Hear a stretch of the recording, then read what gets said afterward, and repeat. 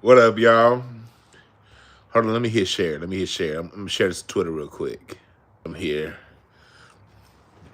Hello, Americans. How y'all doing? Afro Truth TV, Human, G Mars. Appreciate y'all for joining. It is cold in LA. Woo. What's up, Jordan? It's cold right now in LA. Shit. Rainy and soggy. Shit. It is soggier than a Drake fan's draws right now in LA. And Drake fanboys, some soggy motherfuckers, man. What's up, everybody? So, Spirit Wonder. Yeah. For those of you who saw my short show on Sunday when I did the reading, did I not tell y'all in that reading that everything about Sunday was going to be centered on the halftime show? 10 of Diamonds card that said, okay, look at the halftime show. Press the number 1 if you saw my short 20-minute long Sunday broadcast before the Super Bowl, when I read the cards on what's going to happen. Woo! Look at that. Look at that. Yeah. Who remembers when I said that? See? Cards don't lie. I got some of this too. Let's see. Should I go with, I'm mixing my nuggets. I'm mix it with these two. That's what I'm doing. I'm doing a little gumbo right here. I got about 3 or 4 different strands I'm piecing up and putting together. Yeah. Somebody said Rehab is calling. That's your mama's name? Her name is Rehab? All right. Tell her I'm busy right now.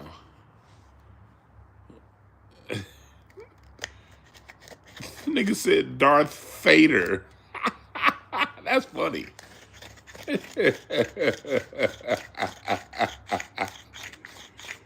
Yeah, what's up, L. Jones? Roll up and smoke one. Roll up and smoke one. Yeah, what's up, DR? What's up, brother DSM?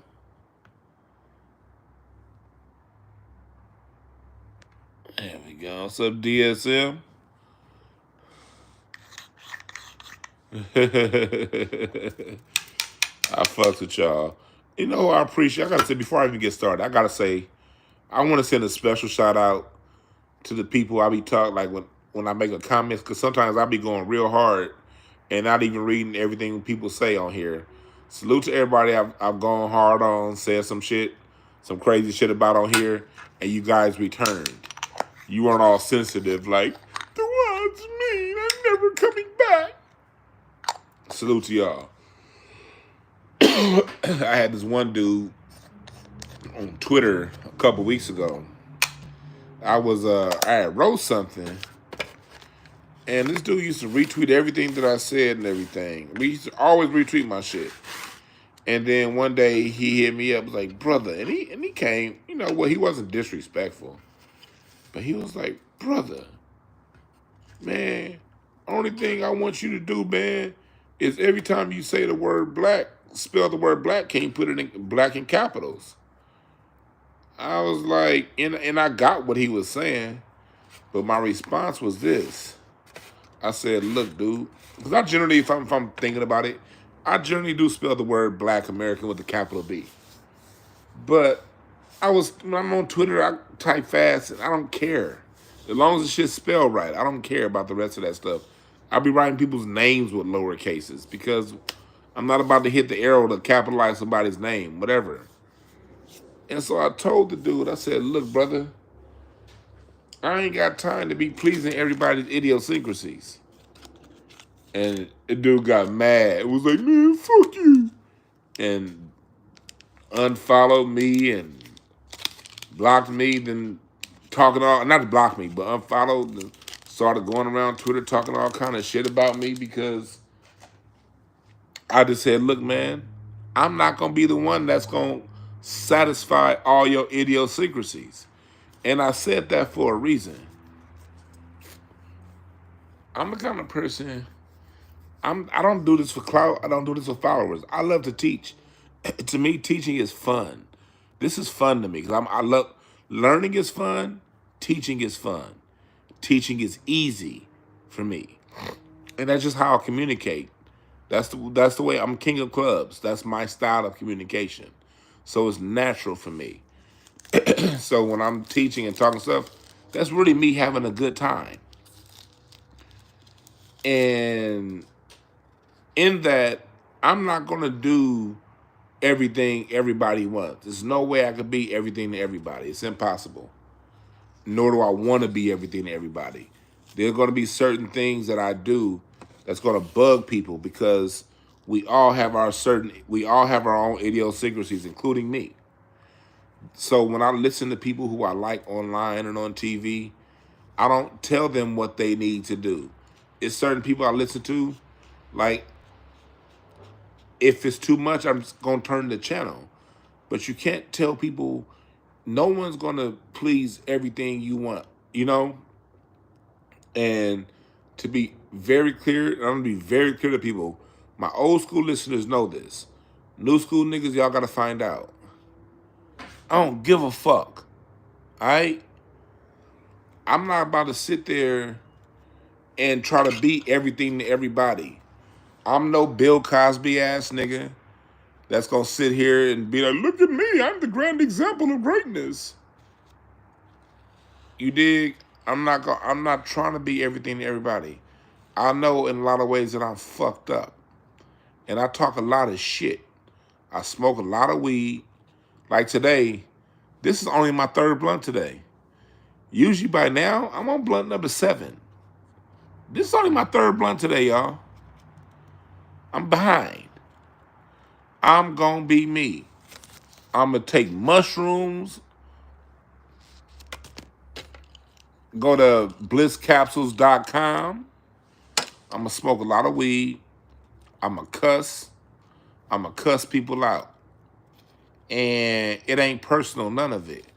And if you can hang with it and still be around with it, then be down. It ain't personal. So I want to send a special salute and shout out to the people I've cussed out and they've come back. I want to send a shout out to people who don't necessarily smoke weed themselves, or nor do you approve of weed smoke. But you sit here and let me teach and preach and talk my shit with a blunt in my mouth and you don't say, Dewan, I need you to change. Salute to all y'all. I appreciate y'all. You know what I mean? The people who can see past the bullshit. Because Dewan Brown is not trying to be anybody's perfect messenger. Hell no. I'm not going to put myself under that kind of pressure to be everything to everybody. So, if it's something that I do that you don't like, keep it to yourself.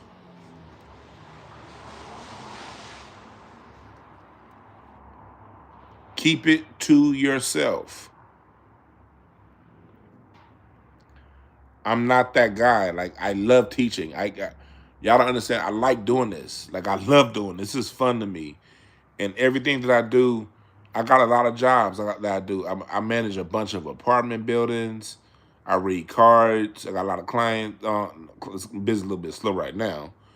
I've been filming my documentary today. I don't teach the drums. I don't play the drums anymore like I used to. But every now and again, I get a gig. I get on stage doing comedy. I got a show coming up March 7th. I got a new live music show coming in Cincinnati. It's live April 16th. I got a lot that I do. So I'm not going to spell everything the way you want. I'm not going to do everything the way you want. My mind does a lot of things, and I'm in a lot of places. And so I have a special love in my heart for people who just let me be me and y'all still tune in. So those of you like that, I want to say thank you. I want to say thank you, thank you, thank you, thank you. I know that you guys, you guys are mature enough to allow me to be me, and I want to let you know that I appreciate that. And for those of you who want me to change, fuck you. Now, on to what we're going to be talking about today. What's up, yeah, man? My email's on the thing, info@dewanb.com.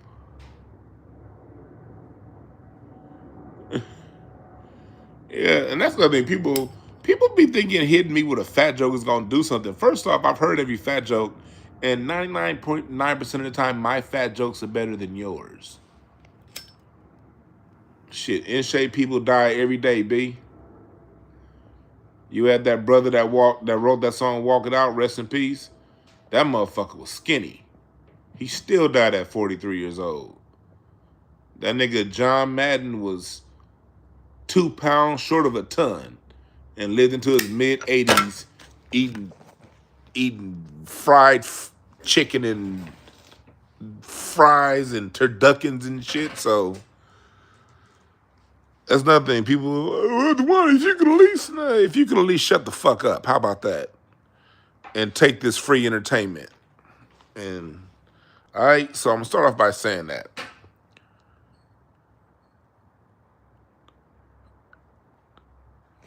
Spirit Wonder says 2025, fat people don't get mad. Look, Spirit Wonder, I didn't get mad at fat jokes in 1987, my brother. You did? I was been fat my whole life. I was born. I never got mad at them. Because, especially like when I was younger, I could still beat you in basketball. I still look better than you. And if I don't look better, man, my personality dope as fuck, man. I ain't worried about all that. Everybody got their things that they ain't good at. And it's all love. And it's me, and I don't mind the fat. Just make the fat jokes funny. That's my thing. Just say the fat jokes. I don't care. Just make me laugh. That's my only wish. Hit me with a fat joke that makes me laugh. If you make me laugh, it's all good. Like the homie that's watching says, if it's a good joke, it don't count. If somebody hit you with a good joke, nigga, the homie watching know exactly who I'm talking about. If it's a good joke, nigga, hey, who the fuck am I to judge, nigga? Just make sure the joke is funny. That's all I say. I only get offended if it's not funny. Fat jokes are very easy to execute. And if you can't execute a fat joke, then you need to rethink your life. So now,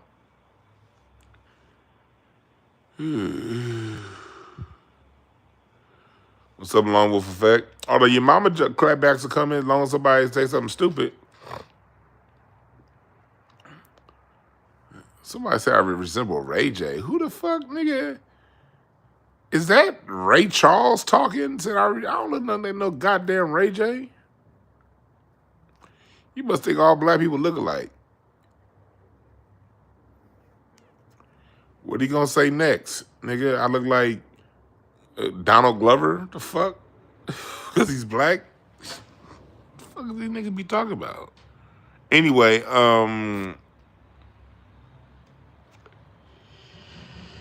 somebody said that's my only comeback. You must not have been listening long enough, Caleb.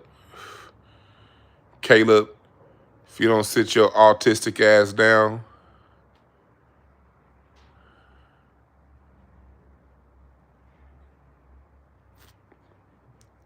so that's what we're talking about today. So let's get into what we're talking about. Let's get into what we're talking about today. Kendrick's performance at the Super Bowl. Let's talk about a little bit of that backlash it's having. The backlash is real. And I want to put it out there for the people. Like I said the day in my review, you can expect the backlash. because "Watch the Party Die" was the song of the year last year. The party is what's happening. The backlash for too long, especially post the year 2000. Entertainment has gone in the direction of accommodating the lowest common denominator. Movies no longer have depth. Every comedy TV show for the last 30 years has just been a recreation of Martin from, you know, everyone's just trying to redo Martin and not really have their own original thing. Every pop act is trying to sound like and dance like Michael Jackson. You know, everything's become formulaic the last quarter century. This quarter century so far in the 2000s, we're now a quarter century into the 2000s, and the 2000s formulaic and simple, appealing to the lowest common denominator, appealing to the lower chakras, the lower vibrations, and basically the world has been appealing to idiots. All right.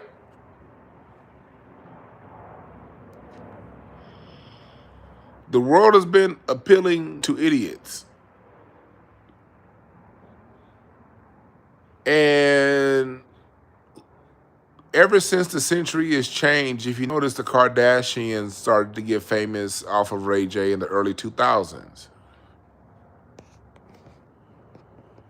You know, the Kardashians started to get, so that Kardashian style celebrity has been running amok the last 20 plus years.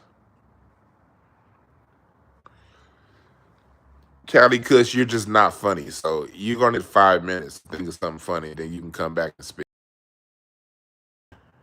Yeah, just being dumb becomes chic to where when you try to bring some level of depth, some level of substance, I don't want to know all that, man. I just want to have I don't care about all that. So it all reached a point when Drake and Push Up said, "You rapping like you trying to free the slaves." That's when it really hit a head last year in that battle. They were going back and forth, going back and forth, going back and forth. But when Drake said you were rapping like you're trying to free the slaves, what he was saying is, you out here, basically he was throwing a shot. It was similar to the shot that Jay-Z threw at Nas. When Jay-Z, I forgot, wait, hey y'all, what's the exact line Jay-Z said at Nas? When he was criticizing Nas for going back to, for educating the people. Chairman, help me, I forgot the exact line Jay-Z said. If you look back at that, that was what, 2000, during Takeover. When was that? 2001, 2002? What year was that Jay-Z said that? Like 2001? That was at the top of the century. That he did that. That's, when Jay-Z said that line going at Nas for enlightening the people, a lot of people during that time, oh, you say you trying to kick knowledge? Yeah, that one. If you know, the masses really, I remember the masses really sort of throwing shots at Nas for kicking knowledge. And around the time and after Jay-Z said that, because remember, just 10 years prior to that, hip hop was all about kicking knowledge. I tell you all the time, X-Clan, one of my favorite groups. You know, rap was all about kicking knowledge 5, 6, 10 years before Jay-Z said that. Yeah, '01, the blue, yeah, '01. Rap was all about kicking knowledge just 7, 8 years prior to that. But you saw around the time Jay-Z said that was also around the time that Kardashian video dropped. And now this Kardashians are starting to be famous for nothing. You started to see an extreme dumbing down of our culture and of society. That happened for a couple reasons. One, because the social engineers wanted that way. Well, that's number two. But number one is time. Time allows for everything. Everything is good and pure in and of itself. We must always remember that. There's a time and place for everything. And post 2000 through now, it was the time that the idiots got to run the yard, you know? Appeal to the lower denominator, appeal to baseline. And the people capitulated, and baseline people were socially engineered into being stupid. And so those who were socially engineered into being stupid, they've had a good run. They've had a good 25-year run of uninterrupted stupidity. Okay? A good run. The retards. Ever since Jay-Z dropped that line and the Kardashians got famous, it's been open season for retards. Retard Before Jay-Z said that, before the Kardashians, being retarded, no one wanted to be the retarded person. So if you didn't have a sharp mind, you just shut the fuck up. Chat room, press number one if you remember when retarded people just didn't say anything. Press number one if you remember those days, if you're old enough to remember.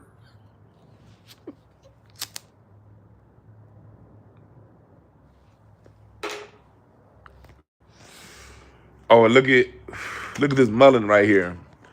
Got to get some of this mullein in your weed. If y'all notice, I may cough a little, but I don't cough a lot.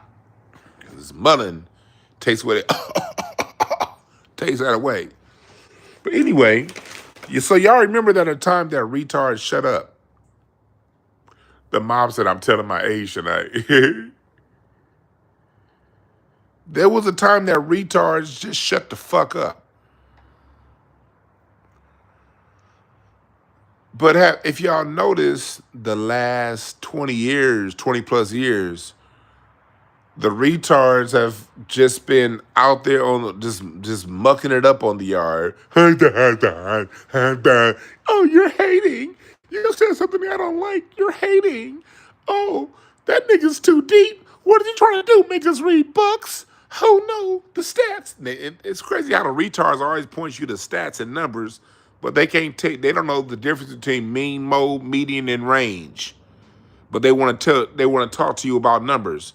Okay, what's the range? What does range mean?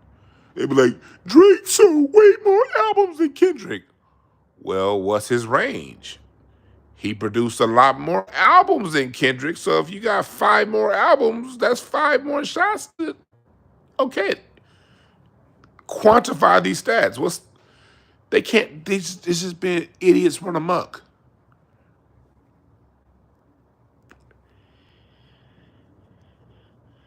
And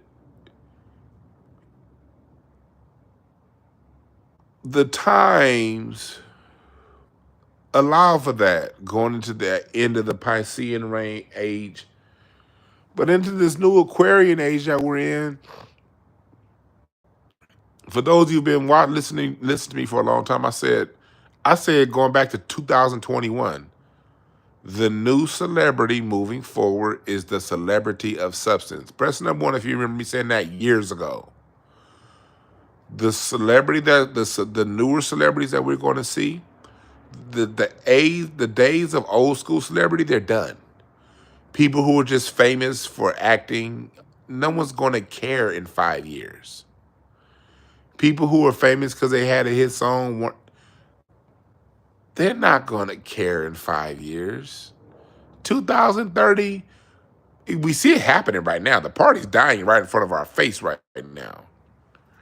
Well, by the time 2030 gets here, no one's going to care about a celebrity that doesn't have another level of substance to go along with their celebrity. Celebrity moving forward is going to be tied to substance.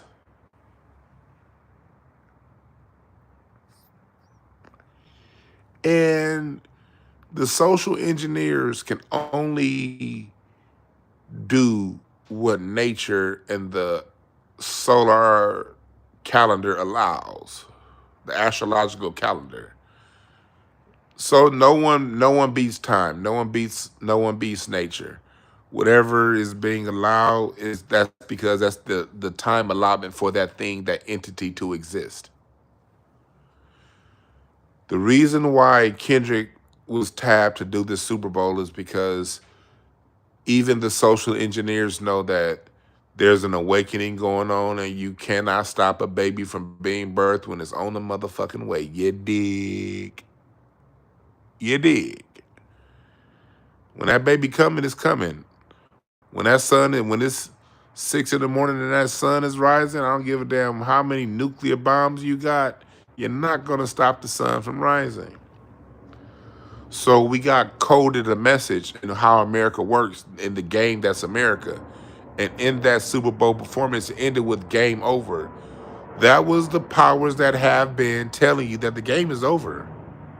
There's a new game that's about to be played. And they did it right in front of your motherfucking face on that Super Bowl.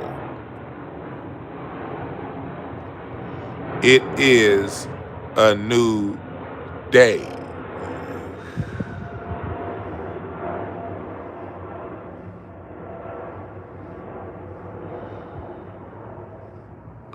Somebody said, do you think Kendrick is hyped up because he's from LA? You know how many artists are from LA that aren't hyped?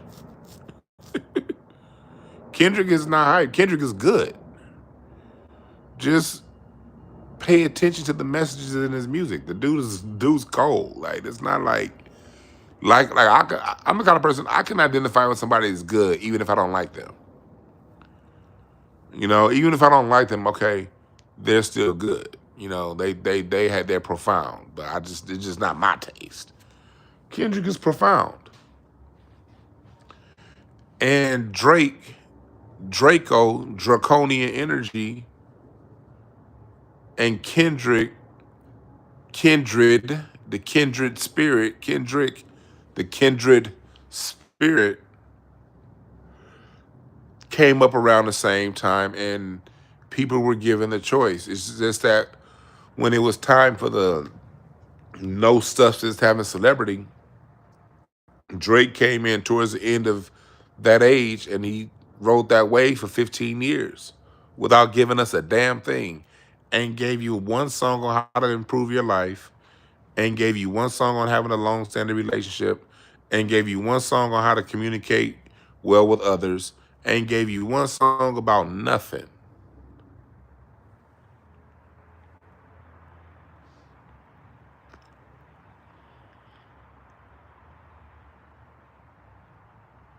Well, now this beef, this battle back and forth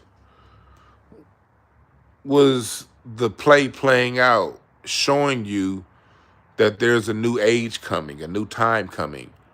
And it happened and it got played out through a rap battle.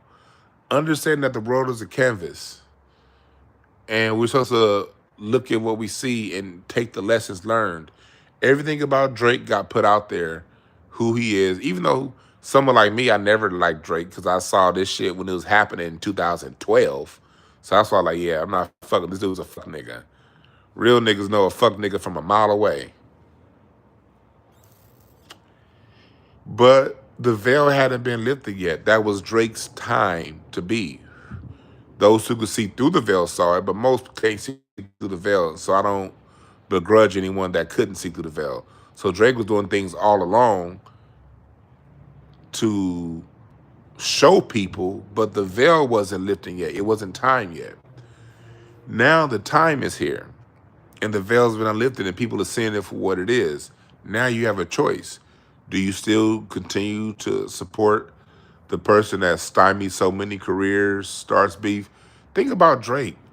He's like Eminem. He beefs with women. Like, he's written diss songs talking about Serena Williams and Rihanna. All this stuff is above board now. And if you're still willing to roll with a type of person, and again, not if you like his music, fine. That's fine. I'm not saying don't play Drake's old music if you like it. You should. If you like it, play it. I'm talking about those who support all of his actions and they got their heels dug in the ground. You've had a choice to see how this stuff operates, and you still choosing that. Not saying the big picture. That time is saying something different. The new celebrity is the celebrity of substance. What Kendrick did in that Super Bowl was change time. And it's not that he did it. Kendrick is just a vessel from spirit. And he followed his spirit. And he followed the message that's within him. And it turned into being the most viewed Super Bowl and halftime show in Super Bowl history.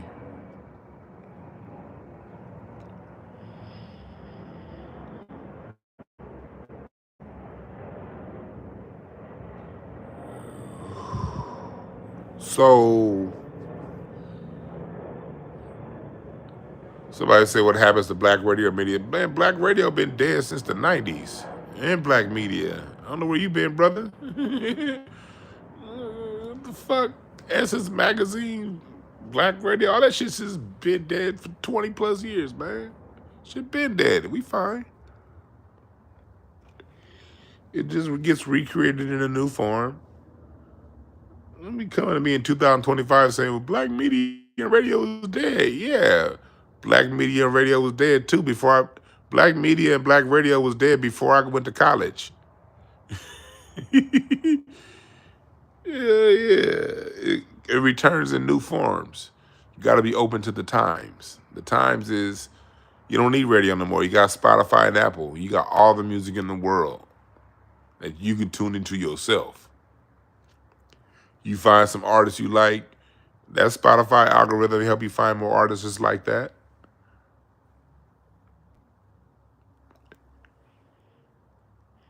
So, yeah, certification is up 500%. Yeah. So, we gotta move forward. The radio's a thing of the past. Radio's done. Radio's for old people. Radio's for old people. Look for there's new mediums. Everything keeps moving forward. So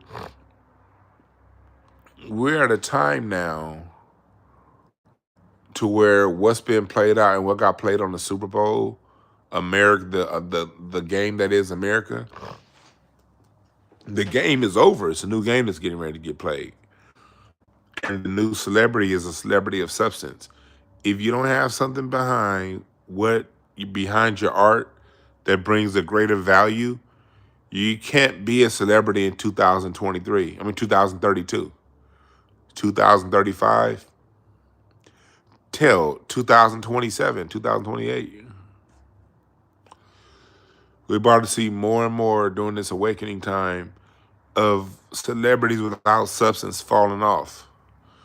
Drake is an example to a lot of these other people who want to be celebrities. Now listen to me very closely if you are a person that wants to be a celebrity at some point or want to be known for something at some point. The era of no substance is over with. If you think you're just going to be famous or get to a certain point because you had a TV show or a hit song or one little thing you did and there was no giving back to the community that helps you get there, you're going to fall by the wayside. Time, spirit has us in a new age. And this new age is to where anybody who think they're going to be out there, if you're not bringing more to it, not going to work for you. We're in serious times, and we need serious people who are open vessels from spirit to transmit their message through the form of entertainment. And in return, for the audience's attention and love, there's going to have to be a reciprocal relationship between entertainer, celebrity, and the fan base. Meaning, no, I may not ever meet you in my life. Speaking in the word of a celebrity, they may never meet these people. They may never know these things. But what they do with their celebrity, what they do with their money, what they do with their influence is going to have to go back to giving back to people. When you pick up a pen and write a song, there's going to have to be some level of substance in there for the people. We're moving into this Aquarian age, which is about the people, community, communal times. It's no longer about celebrities. It's about the people. Celebrities are always going to exist because that's part of how we're programmed, but people aren't going to have the attention. People aren't going to have the attention. Or I'm sorry, won't be able to give the attention to people who just are famous for famous sakes.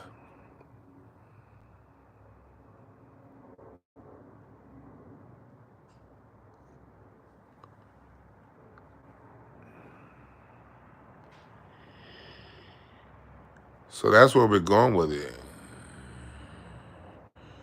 No, kids do not decide who celebrities are. Algorithms do.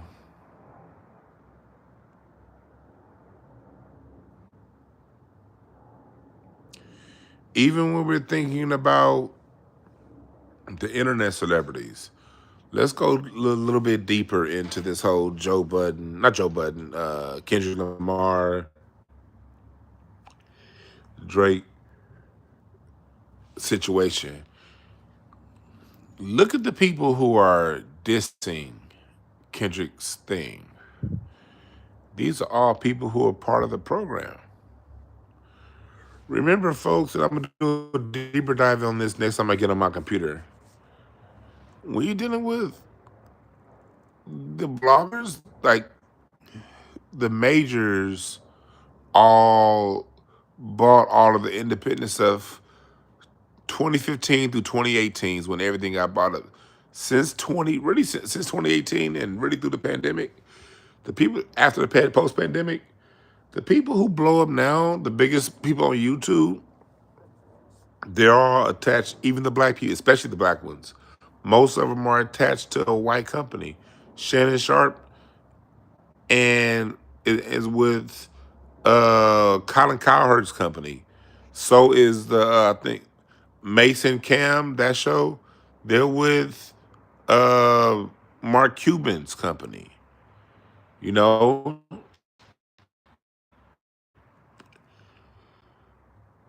these platforms are tied to the same old school money as TV.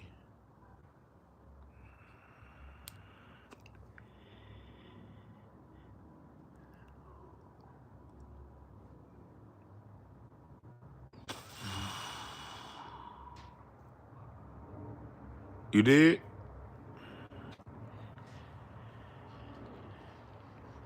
Yeah, Gilly, Barstool Sports. See, they're all tied in. These people that she's supporting, they're tied into white people. Charlamagne the God tied into white people. All these people tied into white people. And then white executives don't want you to get the message of that Super Bowl. So although more people watch it than any other halftime show in history, they're going to tell you you didn't see what you saw and it was bad and money was being drawn in, sound effects are being put in and blah, blah, blah. Yeah, podcasts are the new paid promoters.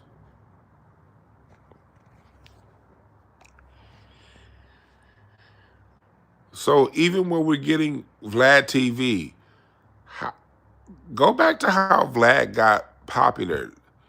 Chat room, let's go back 10 years ago. Who was around 10 years ago on YouTube? 15 years ago. I'm not 10 years, 10, 9 years ago, 2015, 2014, 16. Vlad TV, those interviews will pop up next on your feed, whether you subscribe to him or not. Chat room, press the number 1 if you remember 2015. It didn't matter if you fucking subscribed to Vlad, nigga, you was going to get a suggested video. It don't matter if you ever clicked on a Vlad video. Ask yourself how that happened. It was two for me. It was Vlad and it was the Breakfast Club. It was like I could be watching a John Henry Clark video. Soon as that video's over with, hey, what's DJ NV and Charlamagne the God, Angela Yee? Welcome to the Breakfast Club. It'd be like, God damn. I'm watching a video on how to snake my drain because I dropped something down my drain in my kitchen. I'm watching the video on how to snake my drain out, and as soon as the video is over with, hey, it's DJ NV and Charlamagne the God. Breakfast Club and Vlad got pushed whether you liked it or not. Still do. Ask yourself why.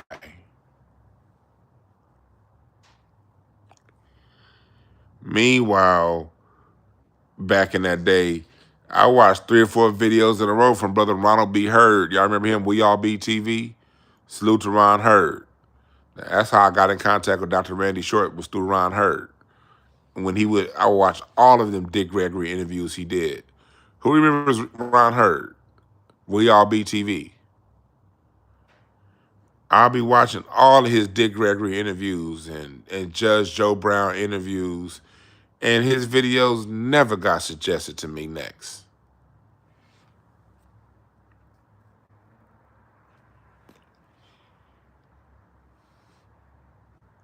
You know, I've been in this internet ecosystem. Why did it take the homie to turn me on to Thought Crimes a little while ago? Man, I would have been listening. Man, if Thought Crimes was ever if that shit was suggested to me in 2019, I would have been listening to them then. But they were never suggested to me. I had to have a friend turn me on to Thought Crimes. And I'm like, hold on, this shit been here the whole time? I'd have been listening to these niggas.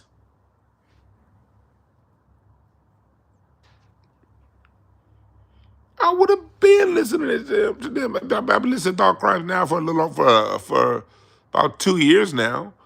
But I would have been listening to them, shit, 2018 had I had the algorithm given me to them, but no.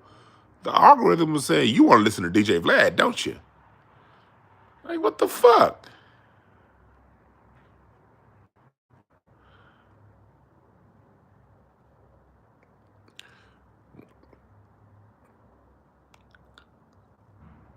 You said, what do I think of Charleston White's popularity? Of course, he's another person that's put, even though he gets put, like, he says things, he knows, one of these, Charleston White is intelligent and he knows how to get in the algorithm, so I got to give him some credit.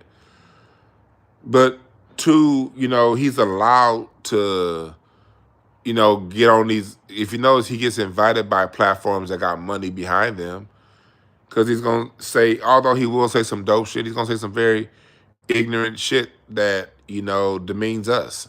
Anytime, and he even said, Candace Owens, same thing. If people are willing to demean black people, the algorithm got a special place in the. If you're willing to demean black people, there's there's a special place in the heart of the algorithm, and the algorithm generally don't have a heart. If you're willing to talk about us, there's a special place for you in that algorithm.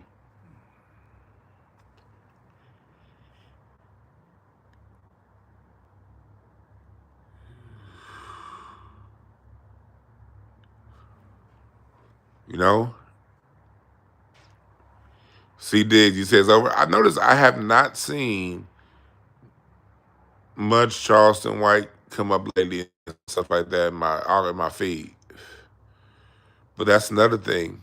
When you build your name off controversy, you have to keep that up. And one thing about that controversy, that's a beast that's never hungry, that's never full. That bitch is a glutton. It's a bottomless pit. You got to keep giving it to it.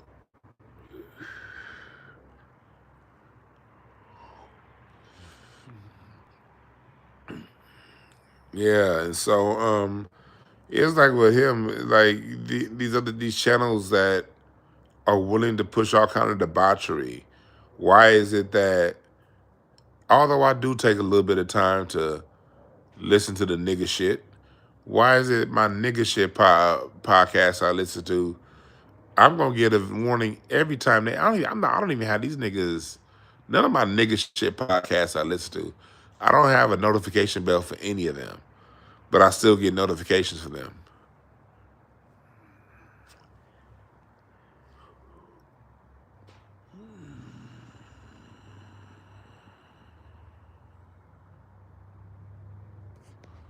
You dig?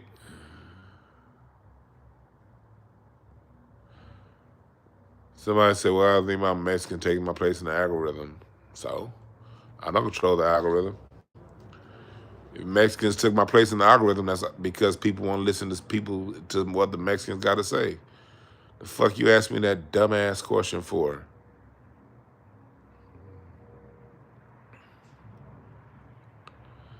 Some of these motherfuckers is dumb as hell. And I'm um that's why I'm saying what I had to say, about there's a new what's up, C Diggs? There's a new celebrity. There's a new and when I say celebrity, I don't want to be stuck on the word celebrity, but more so a new person of note that's taken over. Substance, Kendrick's this last Super Bowl, I was so happy and proud to see that because one, it's the first time I saw a bunch of straight black men and women not fighting on camera since the 90s. And I liked it because of the substance and all of the fucking idiots who've been okay with the last 25 years of you rap it like you trying to free the slaves as music. People, that being a cool rap line and you trying to kick knowledge. Those people are up in arms because they need everything to make sense for them. Problem is, these people are retarded. People who need you to make everything make sense for them are fucking retards. A retard is somebody that cannot make sense of things using their own fucking mind. That's a retard. They need you to do it. And when you don't do it, they get mad and treat you the way they treating Kendrick right now.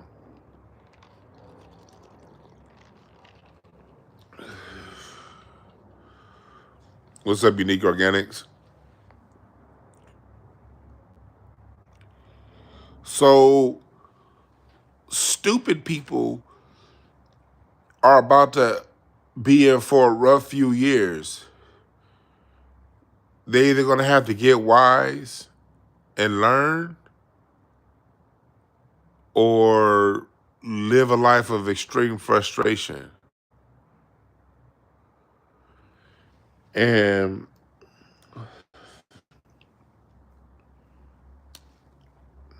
80% of them are gonna live a life of extreme frustration,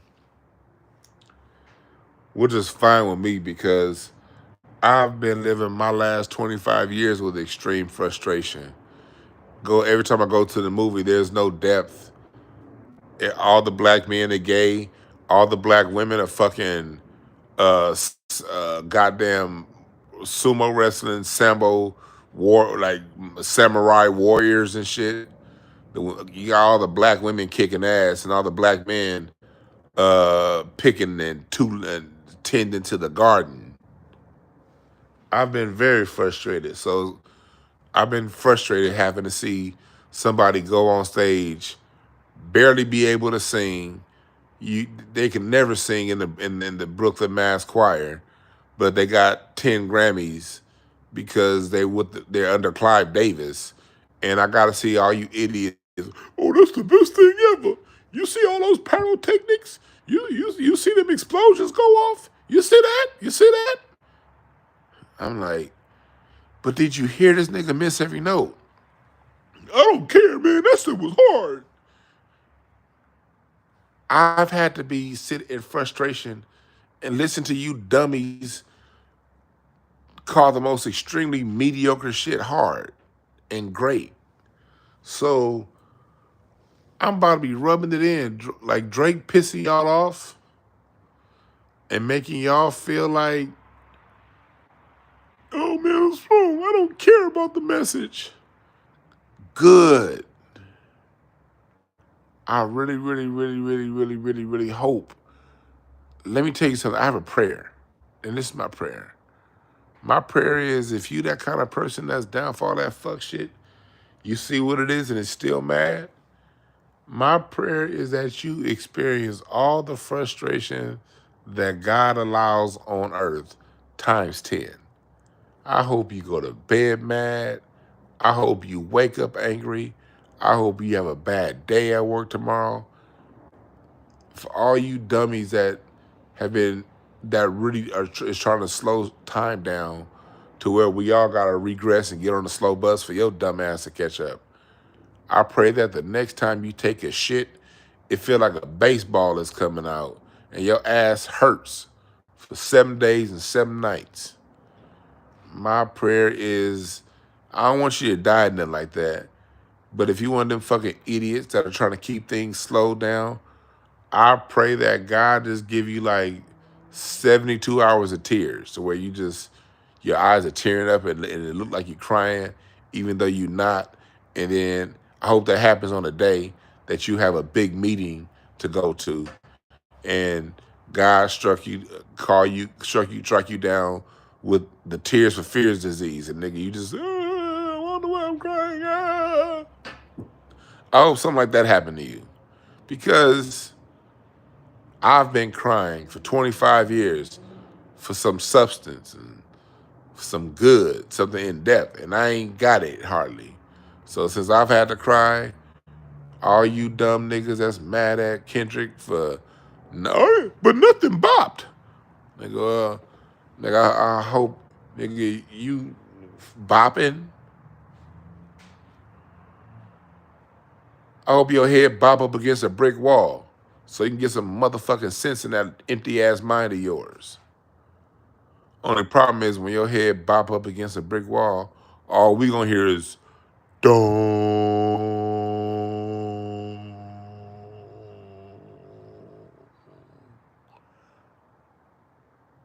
Cause it's empty in that motherfucker between your ears.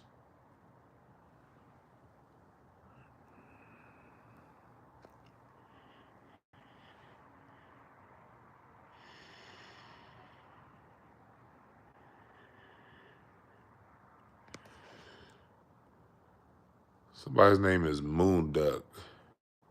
How the fuck who you know I never disagree with? I'm just not a bitch like you. I'm not gonna come to the internet and be like, I disagree with that person because they said. That's what you bitches do. Real niggas would be like, oh, that nigga said what? That's his opinion. Then let me get back to the work. Because as long as somebody got they love for black people up front, that's all I care about. If I love black people and you love black people, and your way of loving black people uh, sometimes steps on my toe or the way I love black people, you know what I'm gonna say? Ah, shit. Damn. That's probably an accident. Hey, that's what happens when everybody's walking in a particular direction of love. Sometimes you might step on somebody's toe, but if y'all all going to the same destination, you be like, oh shit, my bad. You keep walking. You don't come on the internet and complain like a bitch, like you. You a bitch. You was raised by a bitch. You was raised by a bitch that sat at home and all you saw was that bitch mama of yours with the women in your project building. You over here in apartment number E, and apartment C, and apartment 2F, and all you and that bitch ass mama's doing, and you the only boy in the house. Your sister's in the house. Your sister's bitching about her friends at school. Your mama bitching about all them niggas she let fuck that don't want to wife them up. Your auntie is bitching about your uncle that left her for another man, and you just sitting there looking at a whole bunch of bitching going on, playing video games. You probably didn't even play basketball growing up either. All the other kids on the court hooping, you in the house playing video games and sitting around listening to a bunch of bitches. Now you on the internet acting like a bitch. Well, let me take that back. You ain't acting.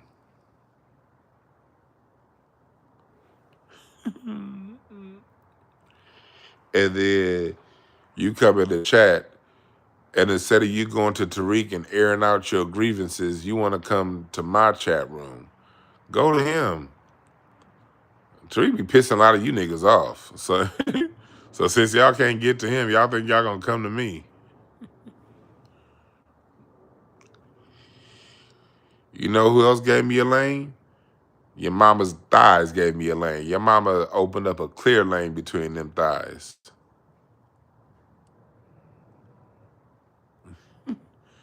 What's up, Gomac? But that's what happens. You get these people that do this dude here. This nigga's probably a Dominican. This nigga's probably a dark-skinned Dominican that wishes he was a light-skinned Puerto Rican. Yeah, you mad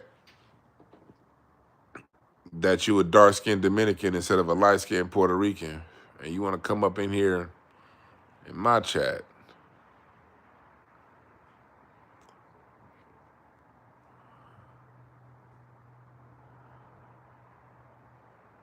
Somebody said lowrider predates hip hop. I know that, Pablo. And black people were doing that then too. That's why all Mexicans listen. What's Mexicans' favorite song for lowriders? Lowrider by War.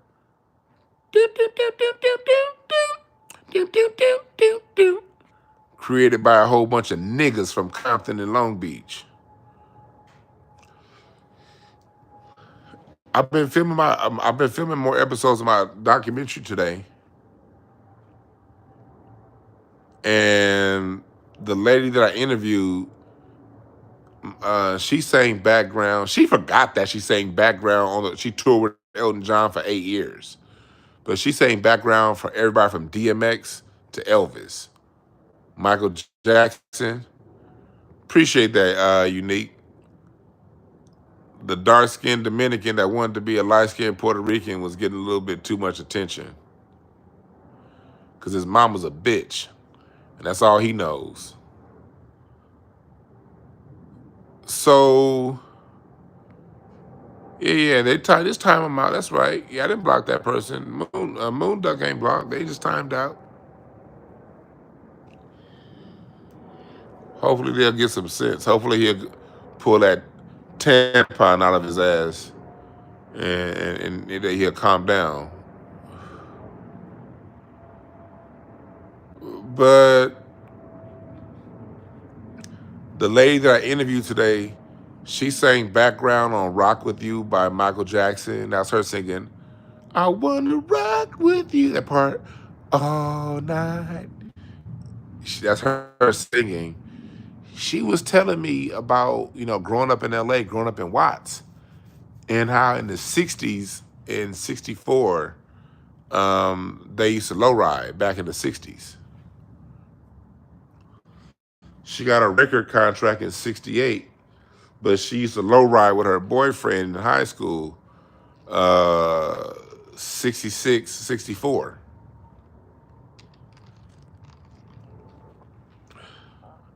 So I'm over here doing an interview because I'm finishing my gospel music documentary. And in my gospel music documentary, the same lady who sang background for both Elvis and DMX and Michael Jackson and Elton John and Rod Stewart and Stevie Wonder and Barbara Streisand, she said her first background gig was with Barbara Streisand at the Great Western Forum in like 72, 71. She said that was her first background gig was for Barbara Streisand at the Forum. And that's who I interviewed today. And in that interview, I got lowrider culture. Because I've already interviewed the first lowrider person, the lady who named the term lowrider. And it really shows you the interconnectedness of black culture, how it all ties in together.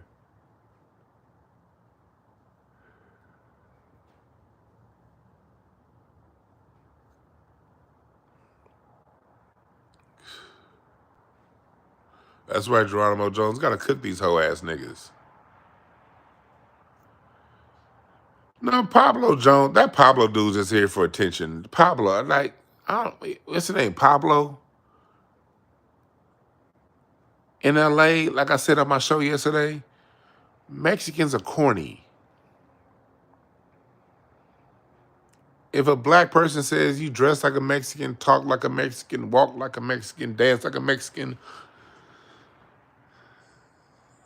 you ready to fight. Like, think about this, y'all. Compton is a very special place for music. And contra Mexicans became at least 50-50 in Compton. Mexicans have been at least half of Compton's residents since the late 90s. Mexicans are all over Compton.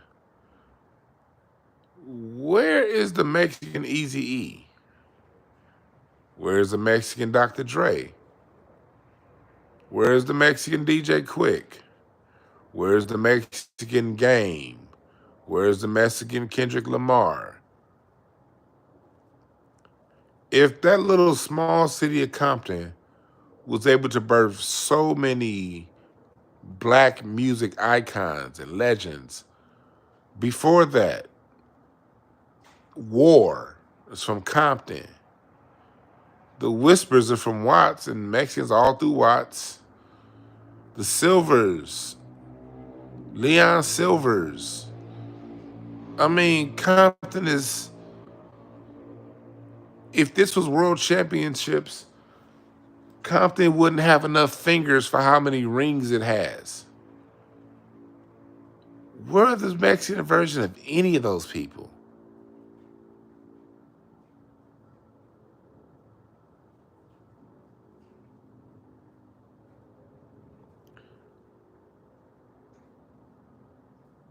For the people in the Bronx, if New York, if hip hop is Bronx culture, okay. And for, we have our issues with what he said, but where is the Puerto Rican equivalent to Melly Mel? If hip hop is New York culture, where's the Puerto Rican or the Jamaican, and I mean from Jamaica, equivalent of Nas? Where's the Jamaican equivalent of Rakim?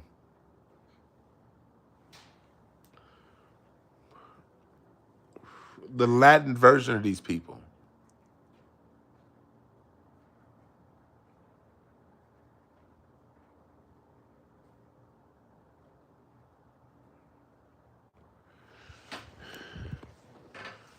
They don't exist. The best you can give me is Big Pun, who had a cool run, but Big Pun was no Scarface. And I love Big Pun, but he was no Scarface. Let's just tell the truth. Big Pun was no Ludacris.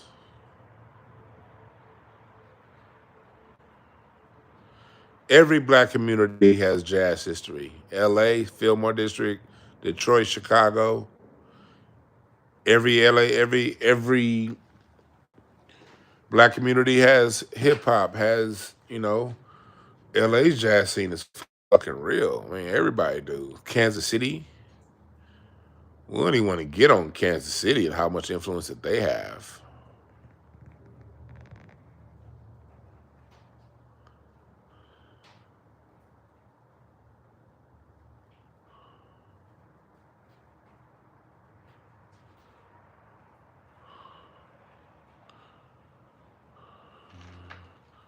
What's up from Europe? What's up, Europe? Must be daytime over there.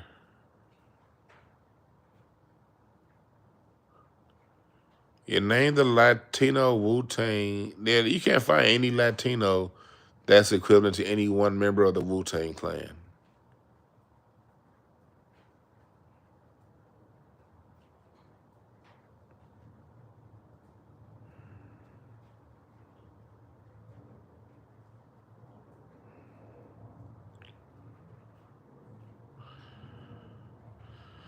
Somebody said Big Pun better than Luda. Stop it. No, Big Luda's way better than Big Pun. Big Pun had a few songs. Luda had a career.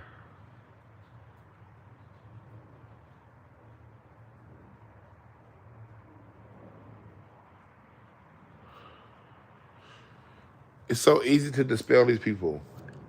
Africans are they try to say, okay, if hip hop, think about this. They always should put everything as African. Okay, if hip hop is African, show me where's the African outcast? Where's the African dog pound? That's a big ass continent. I mean, that big ass continent, you can't find out one African that is too short. Where's the African too short?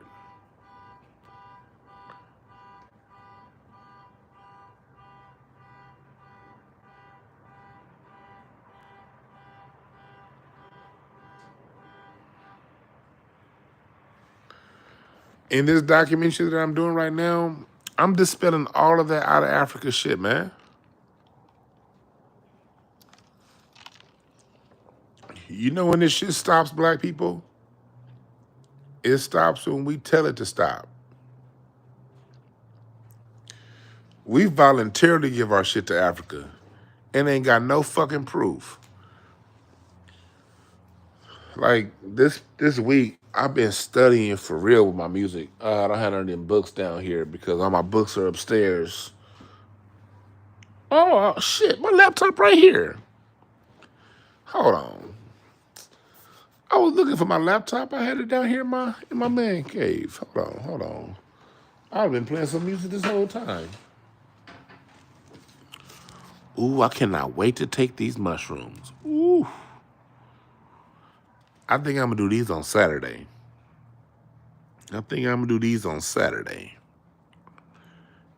These are like they're gonna put a hoitin on me. A good hoit.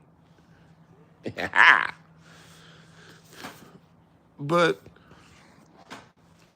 I was doing like I was fresh. I was getting my notes ready for my doc that I'm filming, and so this week I've been reading and watching some documentaries like crazy.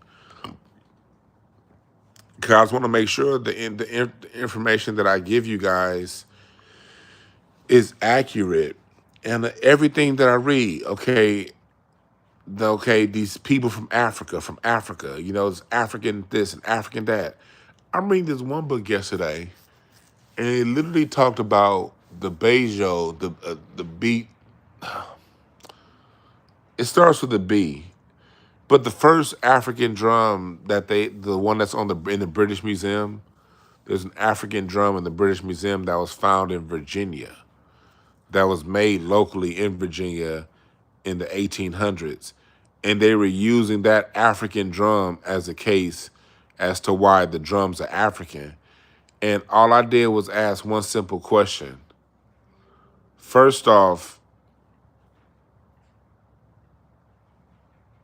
if a people have been somewhere 200 years, at what point does something stop being African and start being American?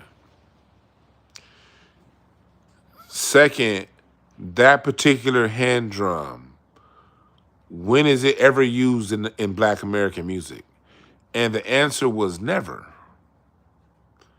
The banjo, they always, whenever they want to say, okay, our music is black, if you pay attention, one of the one of the examples they're going to give you is the banjo.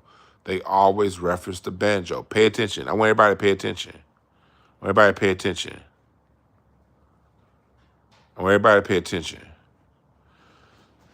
They always talk about the banjo. Well, hold on. Well, I want to ask you something. When was the last time? I'm sorry, there we go. I want to ask you guys something. When's the last time you heard a banjo played in Black American music? They very rarely even use the banjo in country music. It's used in country music sometimes, but very rarely. relative to the hollow body guitar. The banjo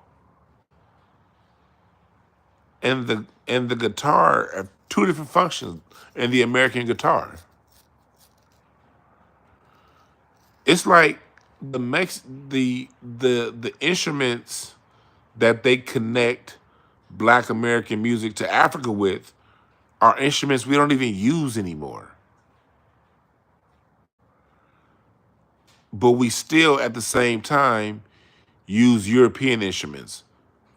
What does that say? Let's people, just roll me here. Let's use deductive reasoning.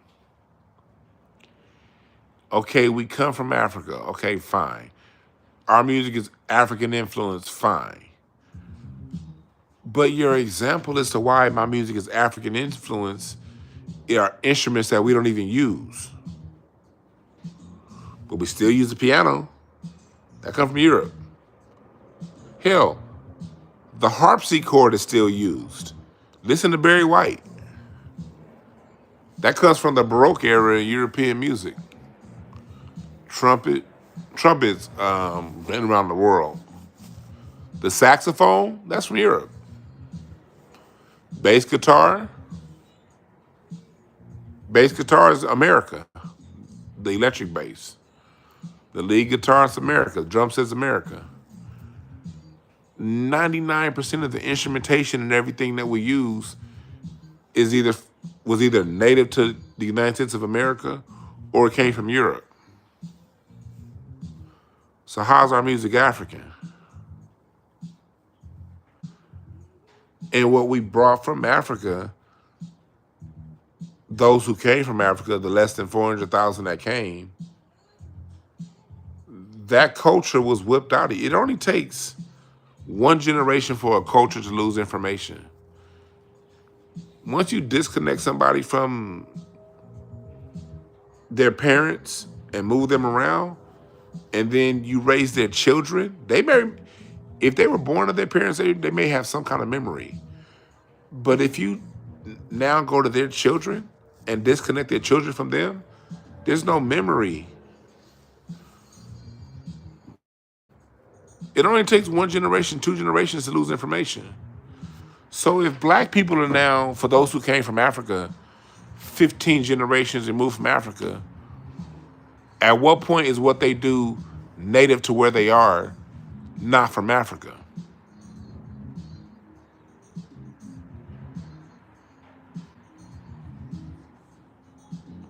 We got to ask these questions.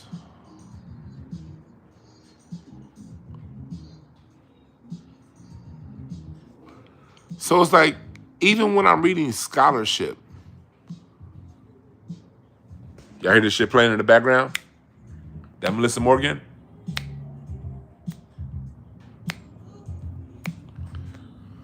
Fool's Paradise. And you got to ask yourself, why is it that only Black American stuff gets tied to Africa so fast?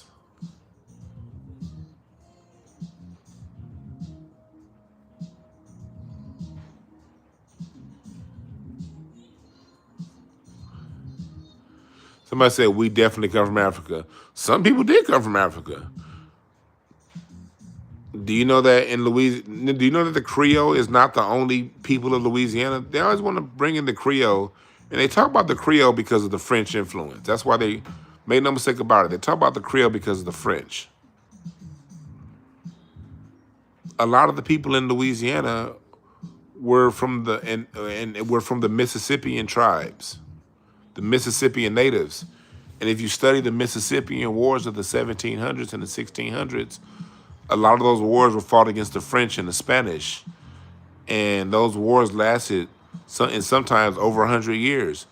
And eventually the Mississippi Valley fell due to constant war. And those people became enslaved and they were sold downriver. That's where the term downriver comes from, into slavery.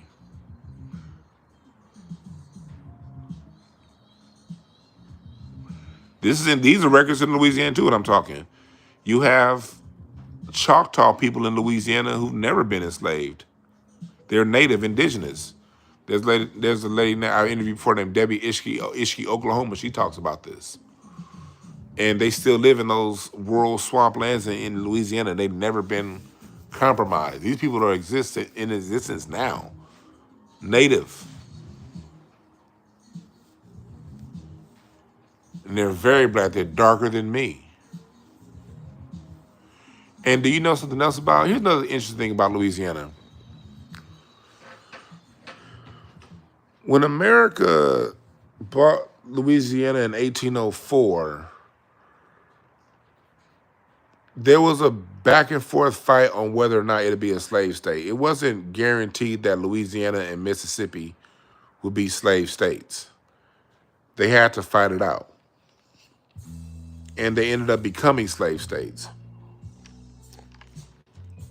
So when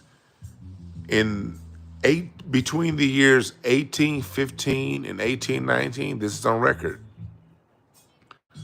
more than 100,000 chattel was imported from South Carolina and Virginia. They used the port at Charleston to transport and capture slaves to New Orleans, because when the Mississippi Valley opened up, that opened up cotton. America's primary income in slavery was the tobacco fields in the Carolinas.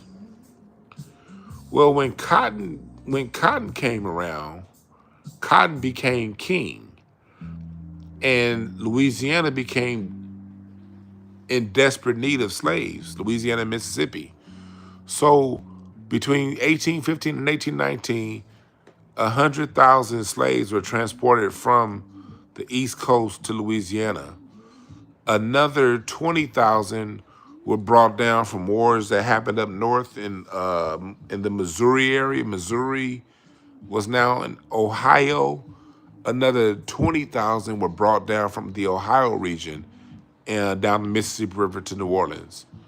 And between 1815 and 1840, there were more than 300,000 people transported from within the United States to New Orleans. When it comes to the African slave trade, less than 400,000 people came from Africa to America. But, I'm sorry, I said 1840. Between 1815 and 1825, 300,000 were transported from New York, from Philadelphia. What they would do, they would capture. They were transported from all the country because that rich land in Mississippi and in Louisiana needed more field hands, and the majority of slaves that went that way came from within America. And then when slavery ended in the North, 1835, the years leading up to that, because slavery was getting less and less profitable, a lot of people were sold from the North to the South.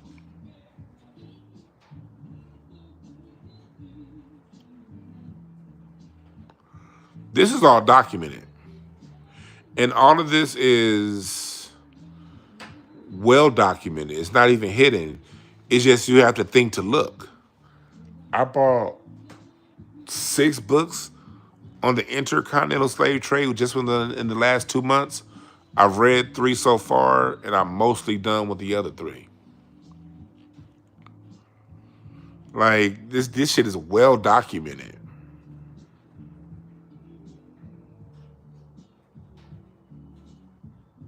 So even when they talk about, all the black Americans from the South, from the South, from the South, from the South, it's a lot of people in Mississippi and Louisiana who was only there for like 20 years. They got like transported there in 1845.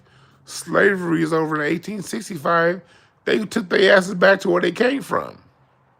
And I mean by the tens of thousands. Remember, after slavery ended, the first great migration after slavery was from those rural plantations to the big cities. A lot of people came from New York. They just went back to New York.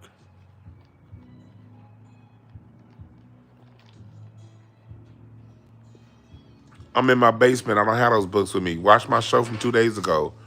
If you watch my show I did, I think Sunday or Saturday, I cited all these books. I showed you guys the books. I don't know, chat room help me out. I think it was Monday's show. If you go back and watch Monday's show, you'll see all these books. I had them sit right next to me and I put them on the screen. I'm in my garage now, so I don't have any of these books with me right now.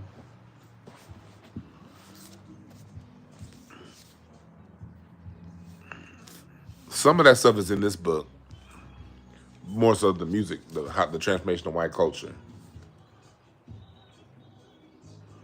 But when we look at the South and Louise, the reason why New Orleans is such a musical hotbed, it's not because of no fucking Caribbean or France. The French lost control of New Orleans in 1804. New Orleans music gets really popping and going, like gets what we now know as New Orleans music as far as the reputation it has. We're talking about after Reconstruction. We're talking 1880, 1890 is when when ragtime jazz, when that New Orleans sound really started to take off. We're talking the 1890s. That's 90 fucking years after France left. That's why I don't buy none of that French shit. The people who were around when the French and the Spanish controlled New Orleans had been dead, were 2 generations dead by the time what we now know is that New Orleans sound. The reason why the New Orleans sound cracked off after 1890 was because after Reconstruction, the first great migration, like I said, was from the small plantations to the big cities. And before black people went north, they went to Memphis, New Orleans, Atlanta. Atlanta is the home of, that's where country music first got kicked off before it went to Nashville. The home of country music we're talking about 1915, 1920, 1925. It was in Atlanta. The reason why Memphis and New Orleans are musical hotbeds is because the people, when they left those rural areas during slavery, they moved to New Orleans. That's what got New Orleans going musically, not the French. The French were gone by damn near 100 years by the time jazz got kicking off. Well, over 100 years by the time jazz came. Buddy Bolden is 1908. The French left in 1804. New Orleans popped off because the black people in rural towns migrated to New Orleans after Reconstruction. That's when New Orleans really took off. Dee Dee Chandler came up with the drum set in 1896, New Orleans. Buddy Bolden. Jelly Roll Morton was the early 1900s. That's because these were black people that moved to New Orleans from, when you talk about Lester Young, he came from rural Mississippi to New Orleans, then to Kansas City.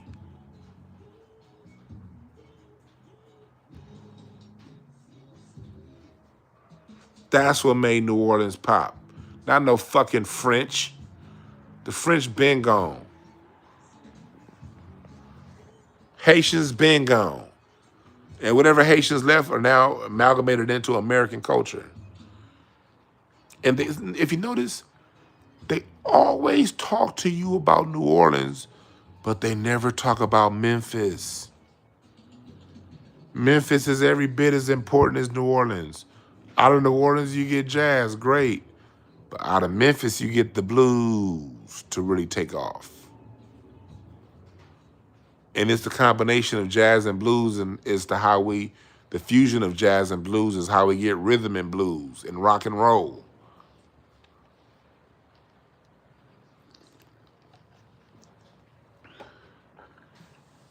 If it was a French influence on jazz, jazz would have popped off in 1796, not 1896. You dig?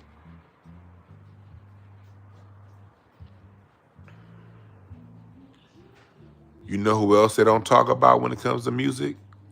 Philadelphia. You're going to find this out in my documentary I'm doing right now on gospel. Y'all ever notice how they talk about, and I'm going to give you guys a quick little snippet. Press number one if you ever heard them say that gospel is Southern. That gospel music has Southern roots. Press number one, the black church in the South. Press the number one if you always heard the constant correlation of the church in the South. What's up, Go-Go? What if I told you the first AME church started in Philadelphia?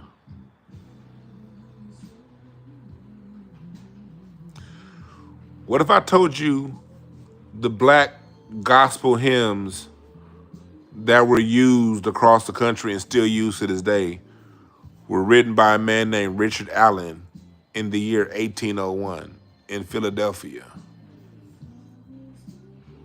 If I tell you that, are you still going to believe that all gospel music is Southern?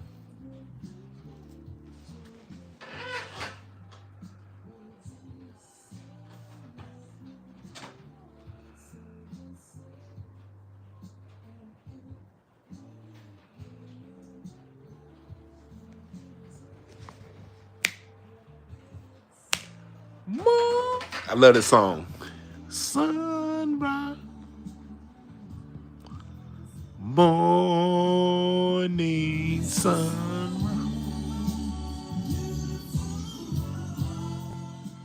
morning sunrise.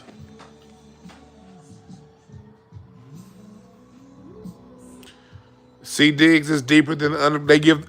Although I love the Underground Railroad, do you know why the Underground Railroad ran through Philly? It's because Philadelphia always had a very large free black society and had slavery at the same time.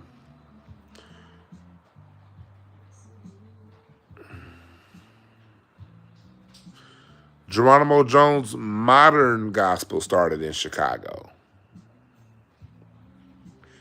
That was a Thomas Dorsey 100 years ago. Modern gospel definitely started in Chicago. But the gospel hymns was written by a man named Richard Allen in 1801.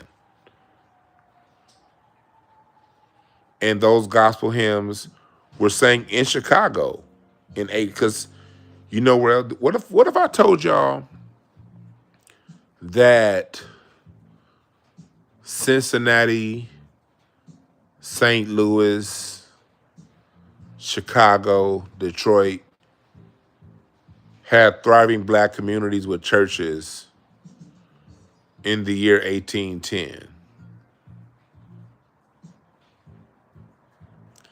Would you still believe all gospel music is Southern?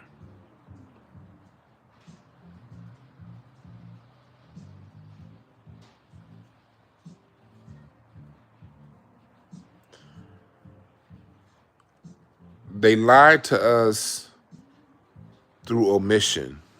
Omission is the most dangerous kind of lie because the lies of omission come with a lifetime of talk. Talk. So you think you're learning something. But I'm not going to tell you that other 90% that exist. All I'm going to talk about is the South. The only thing I'm going to talk about is Africa. Yeah, Mark said, Stan, that's what I said. Yeah, he started in Philadelphia.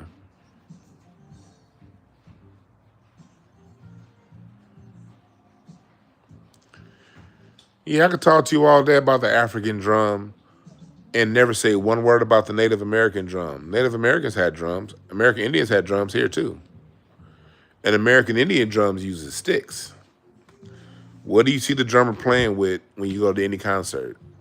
Sticks. African drums don't play with sticks.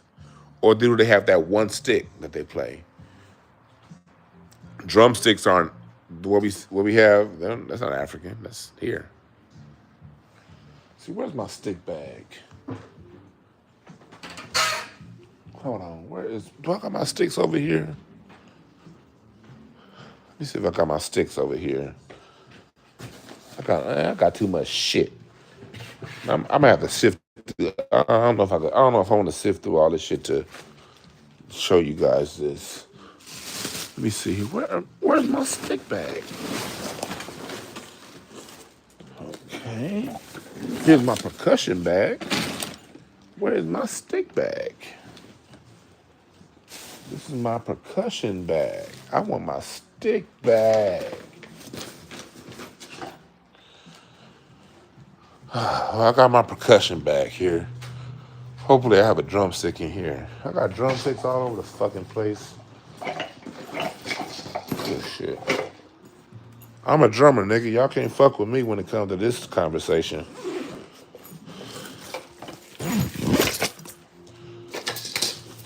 I see my stick bag. This is my percussion bag. This is my stick, but it's my percussion bag.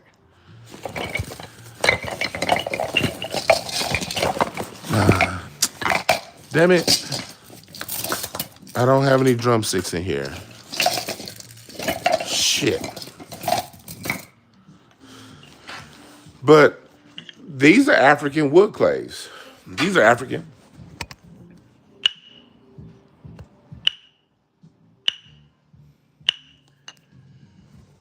And they're Latin too. Cabeza. This is Latin.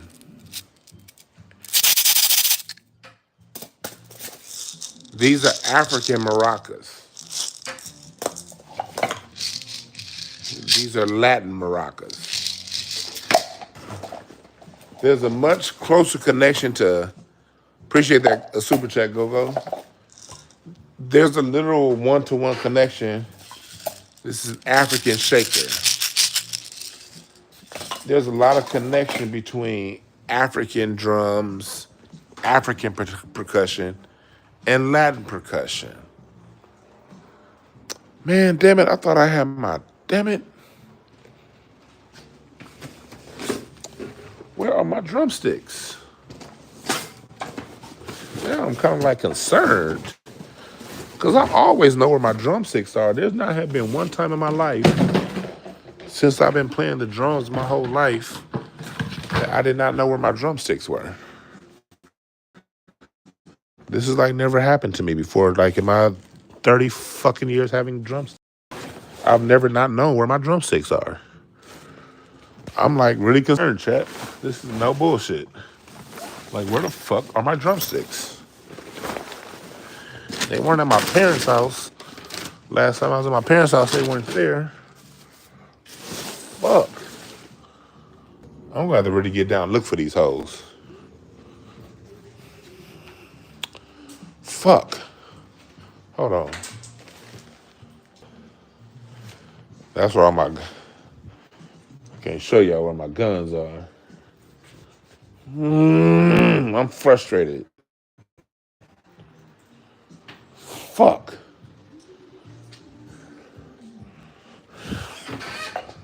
Oh, man.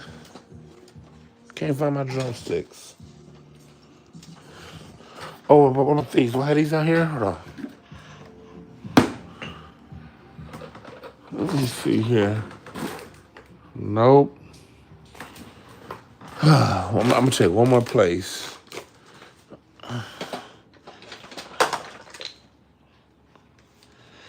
No, I'm concerned because I had a gig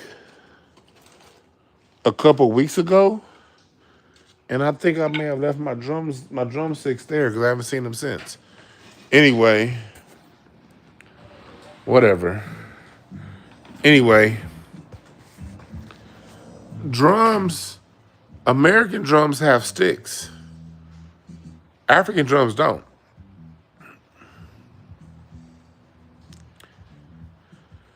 American drums have a foot pedal. I'll tell you one thing I do have. I got my foot pedal. You know why I never owned a pair of Jordans in high school? I was too busy buying shit like this. This is my practice pad and my foot pedal. I've had this foot pedal for 20 years. I bought this pedal like my first year of college. I was making like $9 an hour at this job, and I bought this foot pedal for $300.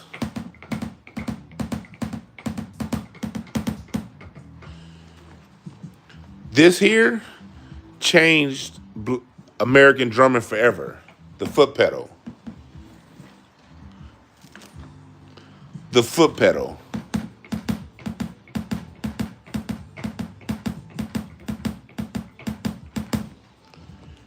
You're not gonna find that in Africa. That was invented and created here. Hey, let me work on my foot chops while I'm here. I'm talking to y'all. Work on my foot chops. That's not African. That's the centerpiece to Black American music, the drum set. The centerpiece of the drum set is the foot pedal, because it frees the hands to play the drums. When the bass rhythm is down here, it frees my hands to do everything else. Hear that? And we have the beat on the 2 and the 4. Africa don't have the beat on the 2 and the 4, baby. Sorry, it's not African. This foot pedal right here freed the drummer's hands up to play other rhythms. Something that wasn't done and thought of in Africa.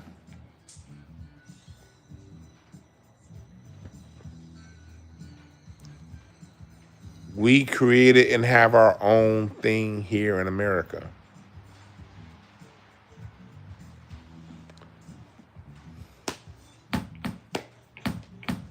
See, Africa, you need, and even in Louisiana, when the French were in Louisiana, when they had the front line, you need multiple drummers to do one thing. In America, it just takes one person. I love this song by Heat Wave. Ain't no half stepping.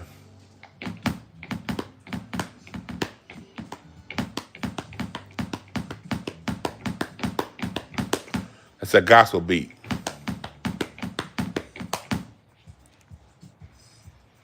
My foot is rusty. My foot actually sounds like shit. That's not how my foot normally sounds when I'm on the drums. But I don't play regularly, so you can tell I ain't been practicing much. But back when I used to play regularly, that shit sounded like thunder. But drums requires you to, if you're gonna play the beat of drums, drums are so physical, you can't take time off and then you're gonna barely play around and think you're gonna get on the drums. This is a muscle you gotta constantly work. Let me move this out the way, dog, because I'm over here about to get mad. But I still gotta find my sticks. Though.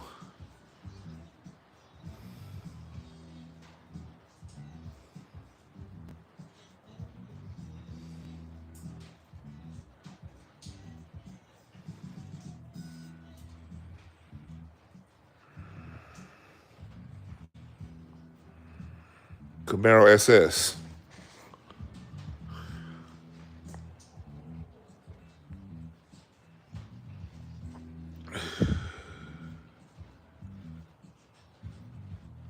Yeah, that must mean does that be practicing play the drums. Yeah, drums like I play every now and again just because my heart's in the drum. I'll never not have a heart for the drums, but yeah, compared to how I used to sound, I suck.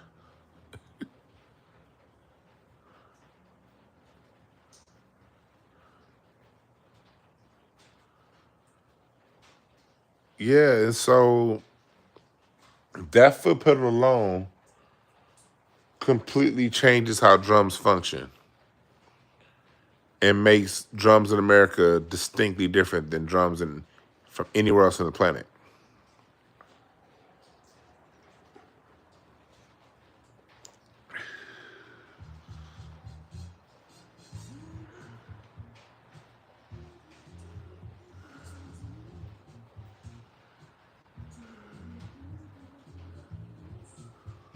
Yeah.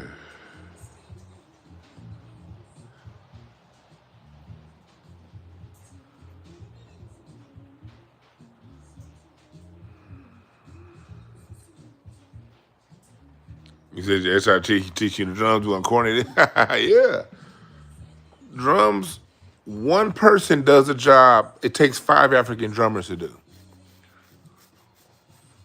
3 Latin drummer, 4 Latin drummers to do.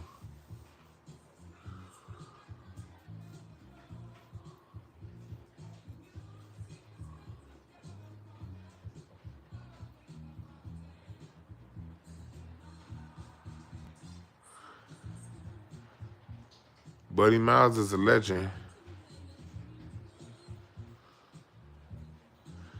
That's real smart, computable. You say you making some practice to James Brown and Curtis Mayfield. That's right.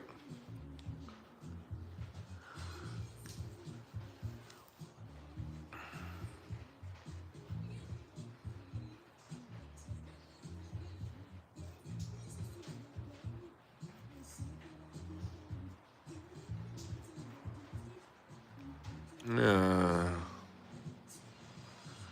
Thank you, Magic. Go ahead, Magic. Yes, the 1 and the 3 is why their dancing is so unappealing to us. And it's also the reason why if you ever run across somebody that's not from America, or even white people and from America, if you notice, I said before, they never get our beat right. They have to, like for us, it's natural. You Black American, it's a natural beat to clap on the 2 and the 4. It's not natural to everybody else. Just take this song right here.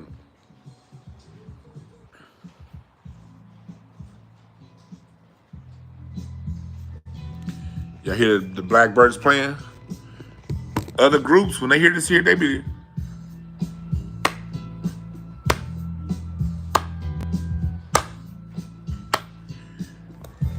The reason why they do that is that's because that's the rhythm of where they come from. Our rhythm's on the 2 and the 4, baby.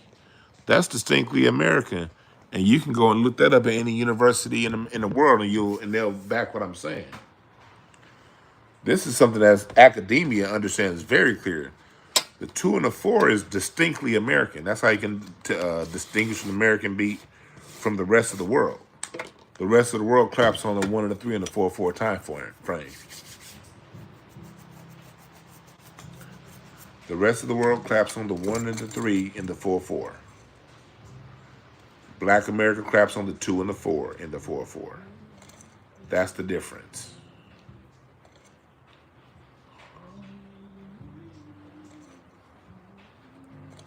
It's my shit right here, DJ Rogers.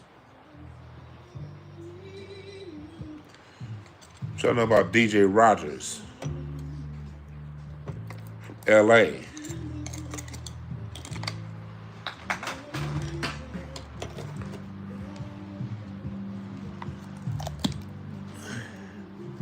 You did?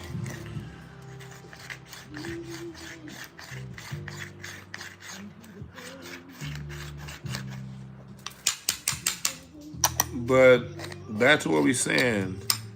That's why I appreciate y'all listening to me. We at a time where, hey, it's time for substance again. It's time for substance again.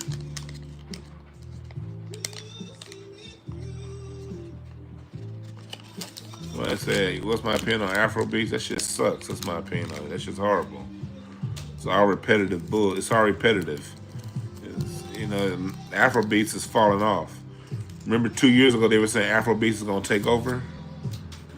Afro beats is falling off and it's falling off fast because it sucks. It's on 1-3. I'm Black American, man. Look, if you from the Caribbean, if you from Africa, you probably gonna love Afro beats because it's Black American instrumentation and melodies and harmonies on African rhythm and Latin rhythm on the 1 and the 3. People from the Caribbean and Africa and the islands, they like Europe. They love their music on the 1 and the 3. and that's cool. I'm not, but I'm a nigga. My shit got to be on a 2 and a 4. I can only listen to so much. Do do do do do do do do do do do do do do do do. After my second song here, I'm done. I'm probably done 45 seconds into the first song. But if it's good, I can get through one. I might be able to get through two if I'm drunk enough. Maker's Mark.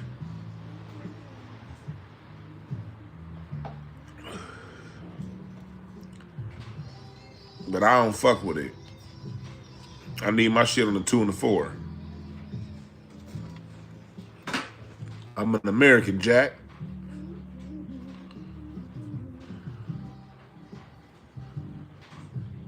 The greatest era in music is the 1970s, period. Because the 70s was when all forms of music was at its top. Jazz, you had the jazz fusion generation coming in. Disco was hot, funk was hot. And the evidence as to why the 70s was the greatest generation ever is because the 70s is what's still being sampled upon. K-pop thrives on 70 samples. House music thrives on 70 samples. Hip hop thrives on 70 samples. Pop, rhythm and blues thrives on current pop, thrives on 70 samples. Rock thrives on 70 samples. Heavy metal thrives on playing like musicians from the 70s. America hasn't moved on from the 70s musically. That's the evidence the 70s have the best music.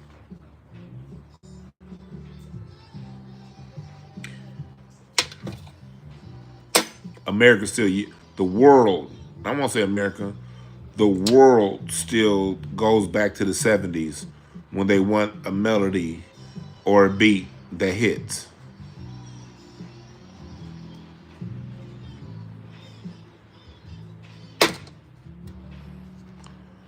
The 70s was the last time black Americans had autonomy in creating our music. House music started in Detroit. House music started in Chicago. Techno started in Detroit. But both house and techno are just electronic versions of disco that started in LA. Boop.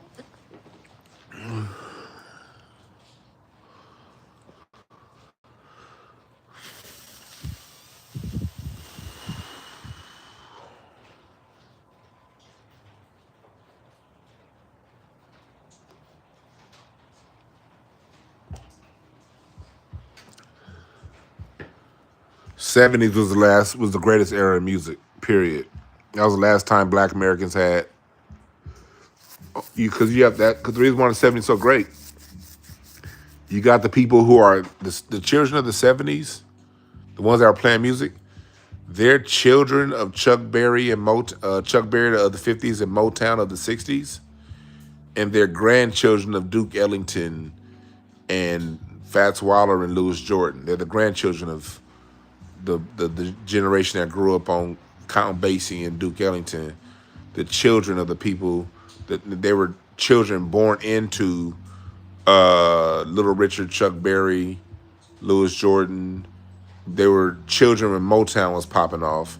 And when they got to their early 20s and became musicians themselves, they're coming off that during an era where sampling wasn't allowed. You couldn't play what somebody else played. You had to be original. Go back to the '70s. There's no such thing as a sample. The Isley Brothers didn't take anything from the '70s. Isley Brothers didn't sample anything from '60s Motown. '60s Motown didn't sample anything from '50s Muddy Waters. '50s Muddy Waters didn't sample anything from '40s T-Bone Walker. '40s T-Bone Walker didn't take anything from '30s Robert Johnson. You dig? Up until hip-hop and house, hip-hop music and house made it okay to loop something that's already been done before. Before hip-hop and house, that was a no-no. Couldn't do it. couldn't do it. You're right, compatible. The fact that people have like greats like Smokey and Stevie to the wife, that is truly a blessing. Yes, it is. You couldn't sample before then. You had to be original. No two bands could sound alike. Not only could you not sample, you couldn't even sound like somebody else in the 70s. The only way you cut through is if you were a distinctly original thing. That's why you had bands like the Originals. The Originals couldn't sound like the Stylistics. People criticized Blue Magic for sounding too much like the Stylistics.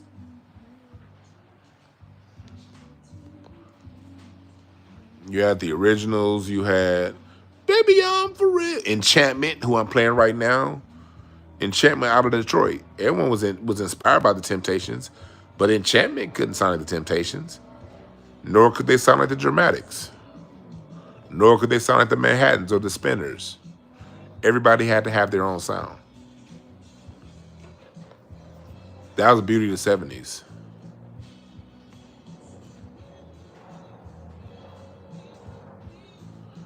At some point, we're going to have to move on from sampling. There are new sounds that are to be made. God didn't stop making geniuses. God didn't stop making greatness. But when we're dealing with the children of the 70s, these are the musicians of the 70s. Funk and disco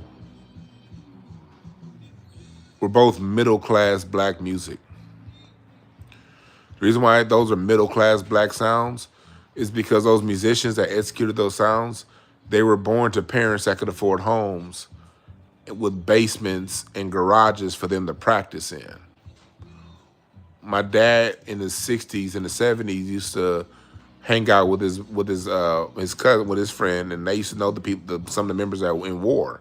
And my dad tell me stories of, his homeboy living down the street from where the cats in war, when they used to always be in their garage playing 68, 69.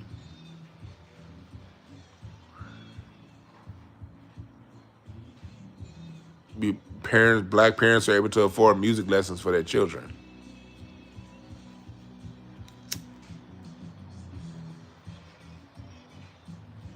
And music was in the school. So for the people who didn't go on to become musicians, they still had a relative understanding of and appreciation for music because they had to take music in school.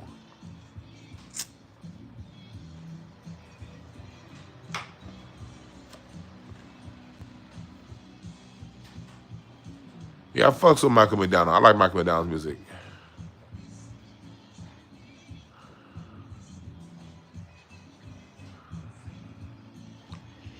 At some point, we got to go back to just making new sounds. It's like sampling is coming to an end.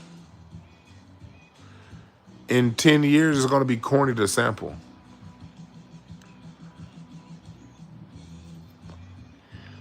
It's time to move on. There are new sounds.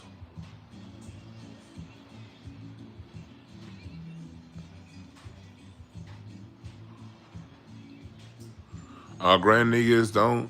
On the drums, shit, I was never the greatest drummer. I was a good pocket drummer. I wasn't no Ronald Bruner, nothing like that when I played.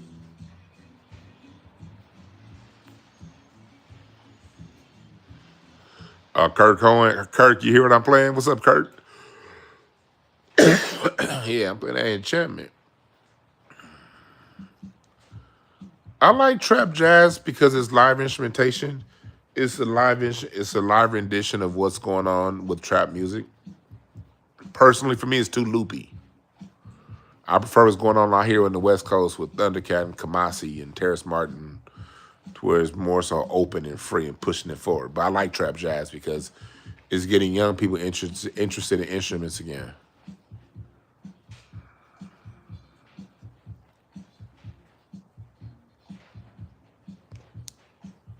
You dig what I'm saying?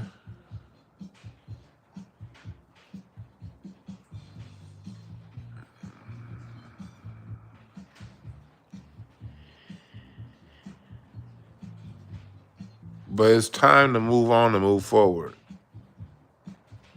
with the sound.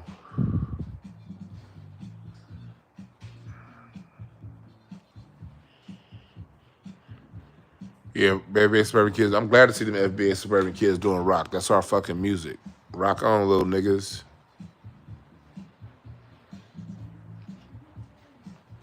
No, I'm not a fan of New Orleans bounce music. I appreciate it, but it's just not my. It's not my lane. But I don't disrespect New Orleans bounce music because it makes the people of that region, yeah, they like it. So who am I to judge it? You know?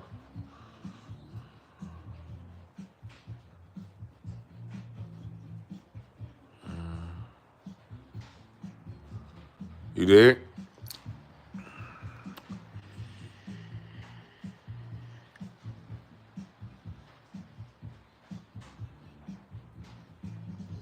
Yes, yeah, yeah, Tia. It's time for new sounds and new vibes, man. That's why I love that sister Brandy Younger on the harp. My man J Mo. He has a band called J Mo and the Greats. And I talk about J Mo a lot on this channel. But man, I've been seeing J Mo's his recent shows he's been doing with his band, his trio.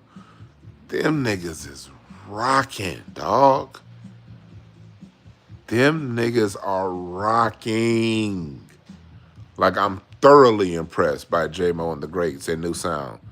It's just Neon Phoenix on bass, and I'm forgetting the brothers' names on drums. And that's a damn shame because that nigga cold on drums, very colorful, and it's just three and J Mo on guitar. It's just three people, and that shit rocks. I'm loving that shit.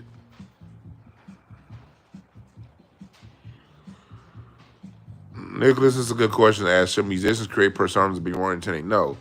Musicians need to create entertaining music to be entertaining. You know, the persona thing is dead. Like a couple years ago when The Weeknd at the Billboard Awards or one of them award shows, remember The Weeknd had them bandages on his face like he got beat up to sell his records? No, just make some interesting music. Make music that's satisfying, tingles the ears. Give me some ear candy. Give me that hidden wood clave that I won't discover sonically till I've heard that song 100 times. Give me those hidden ghost notes on the guitar, those ghost guitar riffs that I'm not going to hear until I'm on a mushroom trip the 50th time I've heard a song. That's what's going to make music interesting again. When musicians layer their music right, when it goes from a beat to music. We've had it's too many beat makers out there, no producers, no arrangers, no composers. We need composers, not beat makers. Music is going to get good when we get composers and singers that use their natural voice. That's what's going to get music interesting.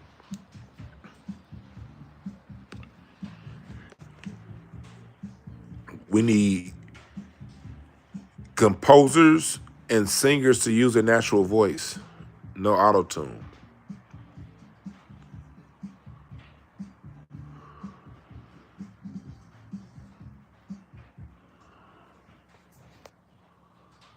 That's why Nightfall dropped like Barry White. We need originals.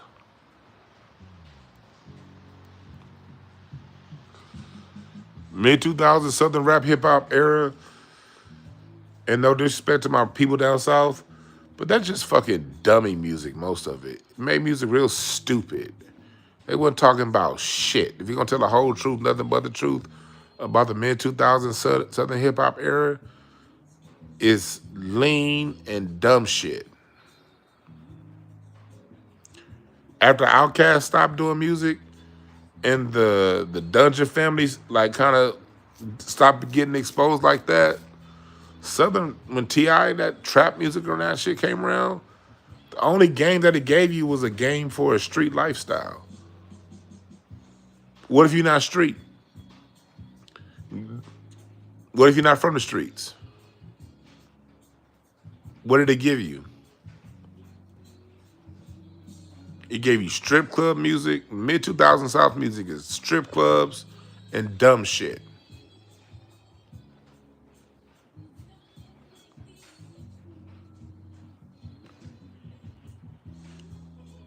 I love me some fucking Outkast. You know, I love me some CeeLo, some, what's his name? Just won a Grammy last year. Killer Mike. And I love original Big Crit. Original Big Crit. Late 2000, teen, tens Big Crit. C. Diggs said T.I. struck me as illiterate. C. Diggs, stop it.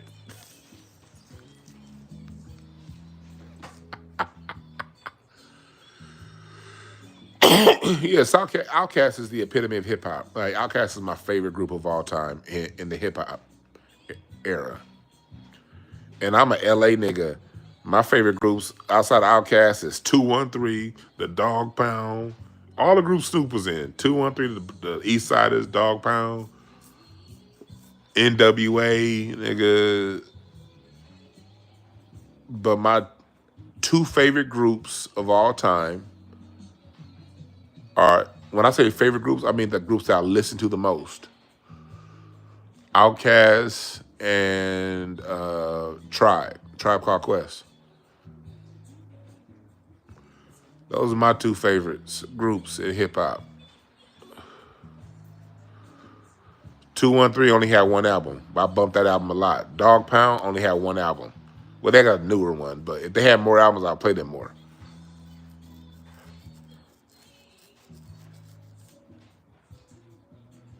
Liberation by Outkast, man, that's some music right there.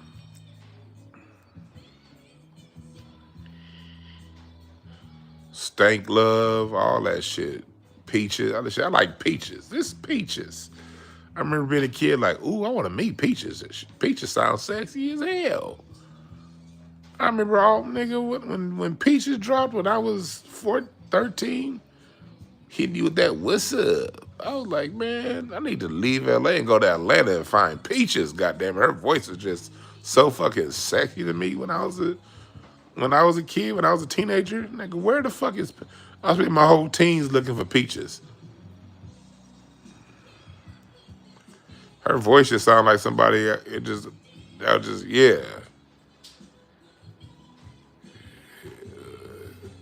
So,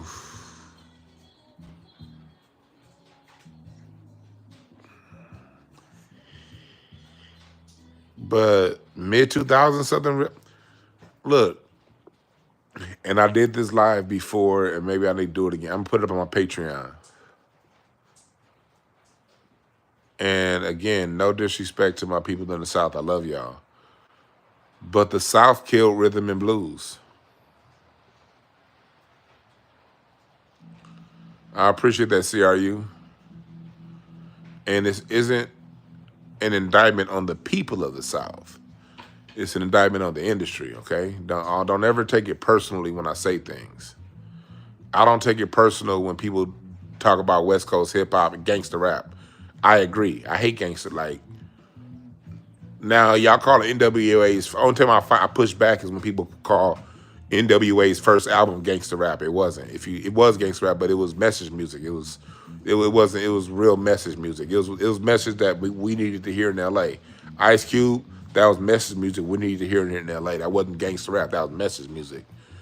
It did get, when you get to Tupac and all that stuff, their later Death Row, yeah, is a bunch of dumb nigga shit, you know. So I can take it because I'm not a gangster. I didn't push that shit. So, I don't take it personal when people criticize that era here in LA. I do not take it personal. But the South killed rhythm and blues. New York punctured the first wound in rhythm and blues. New York stabbed rhythm and blues when they brought in Uptown Records, when Real Love dropped. And that two bar loop, when Uptown Records dropped up Mary J. Blige, they dropped somebody that couldn't sing, and they were singing over a 2-bar loop, and it instantly cheapened rhythm and blues. You no longer had to be a great singer to sing rhythm and blues. You no longer had to produce a great production for a rhythm and blues hit. You could just put it on a hip hop 2-bar loop and have a mediocre singer, and you have a hit. So it started with Uptown. But when rhythm and blues got to Atlanta, not talking about 90s LaFace, even kind of with LaFace, because LaFace didn't use live instrumentation. They used plastic instruments. Part of the reason why Tony Braxton's music, Tony Braxton, like songs like You Mean the World to Me, that should be a never-ending classic. Songs like Love Should Have Brought You Home Last Night, the reason why those songs don't necessarily translate is because it was plastic instruments. It was electronic. It wasn't recorded live. You take that same production and make it live, those songs are still getting played the same way 70s songs get played. But that era of LaFace wasn't bad. It was when you got to the 2000s and when Yeah dropped. When Yeah dropped, doo, doo, doo, doo. When you got that trap beat over another mediocre singer like Usher, that's what, and then you follow it up. At Atlanta, when rhythm and blues got to Atlanta, that's when auto-tune became basically an instrument for singers. I mean, no real musical value behind the song, just a beat.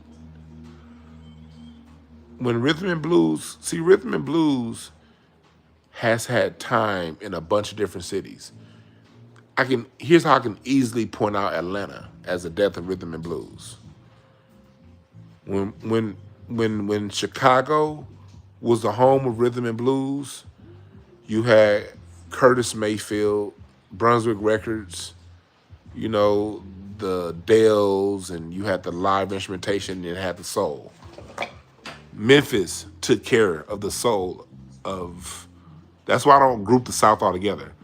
When Memphis had its turn to hold R&B, it kept it soulful. LA, the R&B industry was birthed in LA. Every time LA held R&B, live instrumentation, live singers, background singers, an essence, the Whispers, the Rolls Royce when you think of LA. Barry White, LA. Philadelphia, the Philly sound. Hell, all the way through Neo Soul. And part of the reason why I do not criticize New York as much as I do Atlanta, because although they did, Def Jam did what it did, New York is also where Electric Lady Studios were, and that's where those Neo Soul classes were cut with Common and on the rap side, but with, Erykah Badu, Jill, that was Electric Lady Studios in New York. Philadelphia, when all of these cities had their time with rhythm and blues, they kept her true to the format. Live instrumentation, singers, background singers, full productions. When rhythm and blues got to Atlanta, no more background singers, no more live instrumentation, no more vamps, no more bridges, no more modulations. It started out good.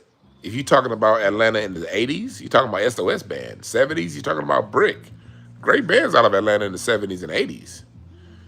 But when you get to the mid-2000s, all of those elements that made R&B great, Atlanta took them all out and just basically gave us a beat with auto-tunes on top. Killed rhythm and blues.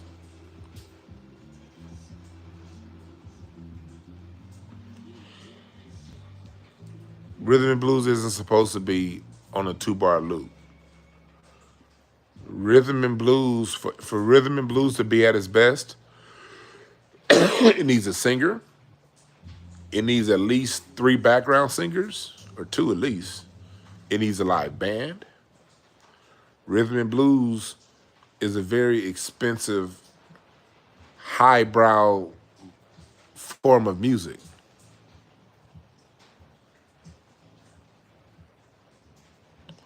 You need live strings. You need live horns. That's what you need for R&B to be at its best. When you take the live instrumentation, the singers, the vamps, the background singers, the bridges away, it's just a song. When rhythm and blues got to Atlanta, it stripped down all of the components needed to make R&B thrive. Hip hop can get away with no live band. Hip hop can get away with a 2-bar loop because hip hop is more about the message being conveyed through the rapper. Rhythm and blues needs the whole enchilada, as they say. That's right, grand niggas, make that album for us.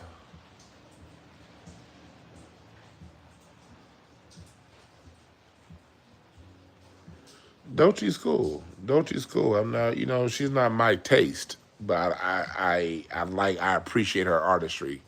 I think she's a high level artist, and I like her being out there.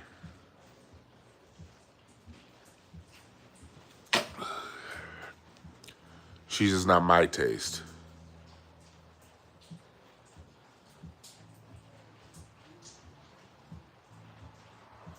Godmother rock and roll sister was at the third.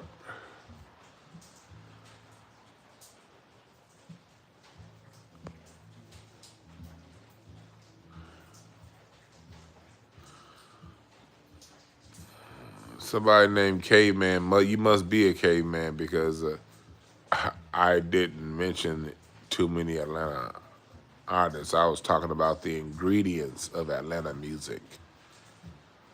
I wasn't criticizing the artists per se. I was criticizing the ingredients that go into their music. And that's some shit that got popularized in Atlanta. If you got a problem with it, go suck the rotten milk out your mama's titty and get over it.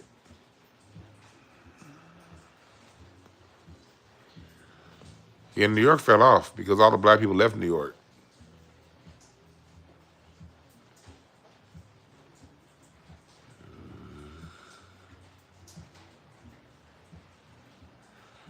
I didn't say anything about rappers singing.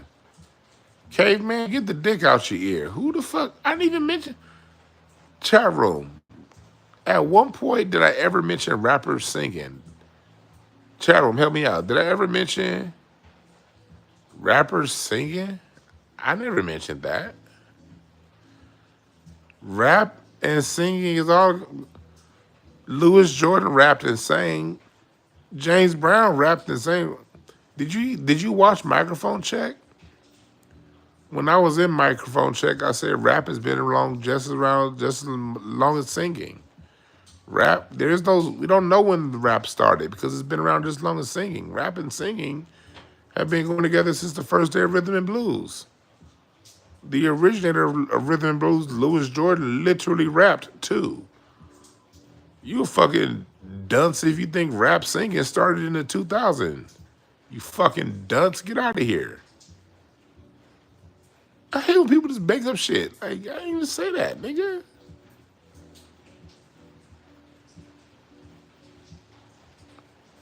Rap singing's been around since day one. Literally the father of R&B rapped. What the fuck are you talking about?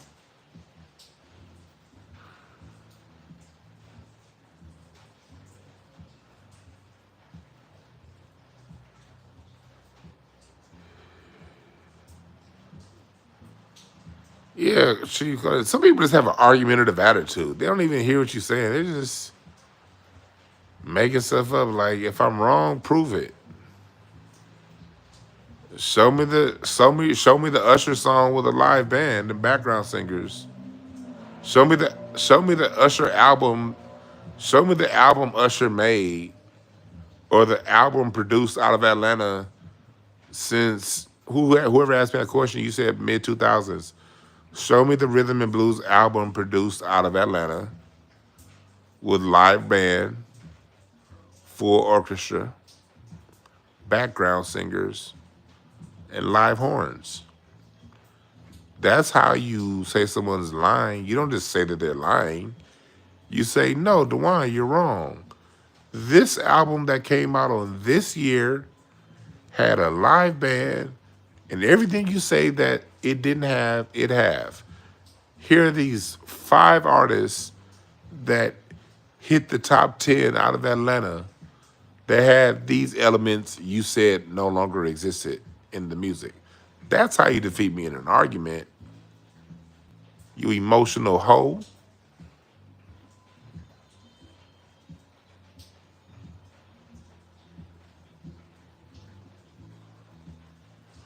See, the thing with music is this. Music is the only thing that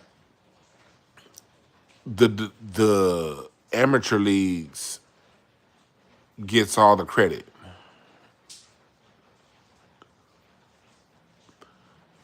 If I were to put this together, if music were like basketball, if we were to equate music to basketball, the not even the D League, the Drew League, and I love the Drew League, but the Drew League, if music were like basketball, that would be saying the summertime Drew League. Imagine them getting all of the awards, making the most money, getting all of the attention, while the players in the NBA got looked over as just some dumb athlete. But the Drew League and the Summer League got all the awards, or if this were baseball, AAA. That's probably baseball, probably a better example. For those of you who know baseball, and I'm not too big of a baseball fan, but I know how it works. You have the major leagues, you have double A, and you got triple A, and you got single A baseball. Single A being the lowest, double A, then triple A.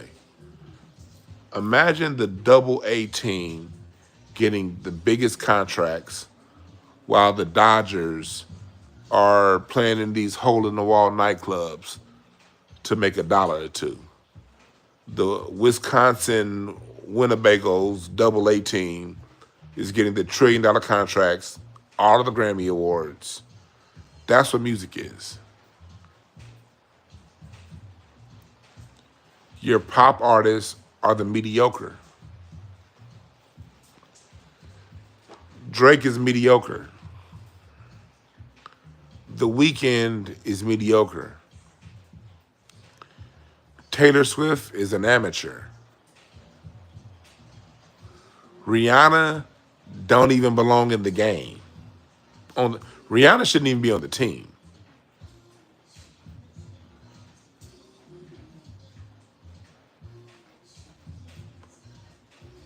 Madonna should have been the water girl at best. Cher should have been mopping the sweat up off the court. Justin Timberlake should be the person putting up a new net, not playing in the game. That's what music is. Usher is on the practice squad. He's not quite Usher's not even a bench warmer. He's on the practice team in football. Usher should be on the practice team. You help the real niggas get better. That's music.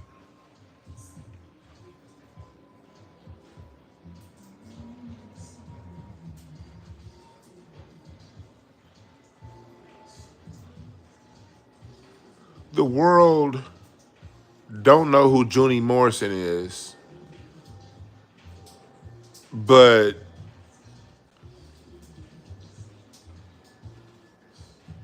what's his name? Keith Richards is a household name. The world don't know who Bernie Worrell is, but considers Kanye West a genius. And he is in some ways. But if I say the name Bernie Worrell, 99% of y'all won't know who the fuck I'm talking about. Although his keyboard licks, he was the first person to use a wah-wah pedal with a keyboard. Stevie Wonder picked it up from Bernie Worrell, and his keyboard licks are synonymous with hip-hop and how hip-hop keyboard is played. A classically trained keyboardist.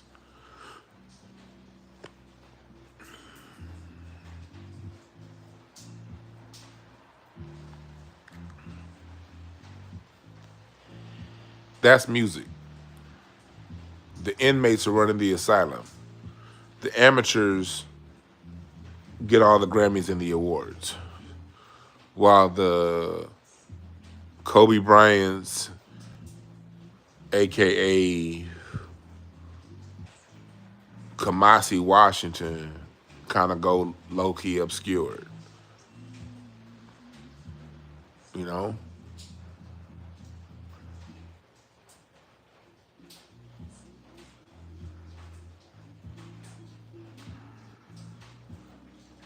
George Clinton is on my Mount Rushmore of music producers. I love George Clinton. I heard you hear it? Be yours, be yours. Listen to you hear the music. Valentine.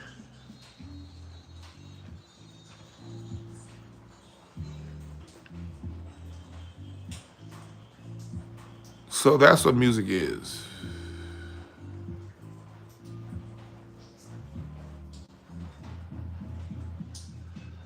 You're a fucking dummy if you think I'm smoking the Black and Mild. Who the fuck smokes Black and Milds?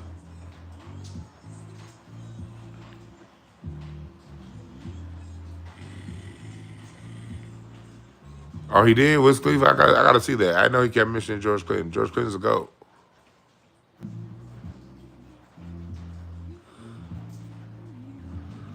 Yeah, in today's world, they'll call Kanye West or Pete Rock a genius, but not know who they sample. How the fuck? Why is Roy Ayers not a household name in Black America? And not just Black America, in the world, in world music. Roy Ayers should be a household name.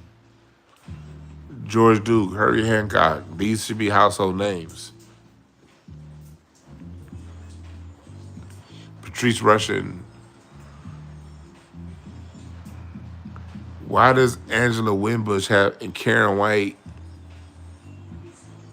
and Stephanie Mills, why do they have to sit around on the sideline and watch somebody with Beyonce's talent take all the awards? I'm not saying Beyonce's not good, she's not great, but the field was clear for Beyonce because America needs rhythm and blues. Rhythm and blues is the bass sound of America. Not rap, not hip hop, it's rhythm and blues. That's why Taylor Swift is the #1 artist, because she's just doing white rhythm and blues. That's why Adele hits so hard, because she's just doing white rhythm and blues. They still allow rhythm and blues to thrive through white people, but they don't let the best of the best black people do it. We fiend for rhythm and blues. So since rhythm and blues for the most part got stifled, Beyonce was the only person allowed to do it on a high level. So since the field was cleared, Beyonce didn't have to compete against talent like Shaka Khan and Karen White, and she was allowed to basically have it on her own. So she scooped up all the awards because rhythm and blues is the sound of America. And since the field was cleared for Beyonce, she gets pushed to the top.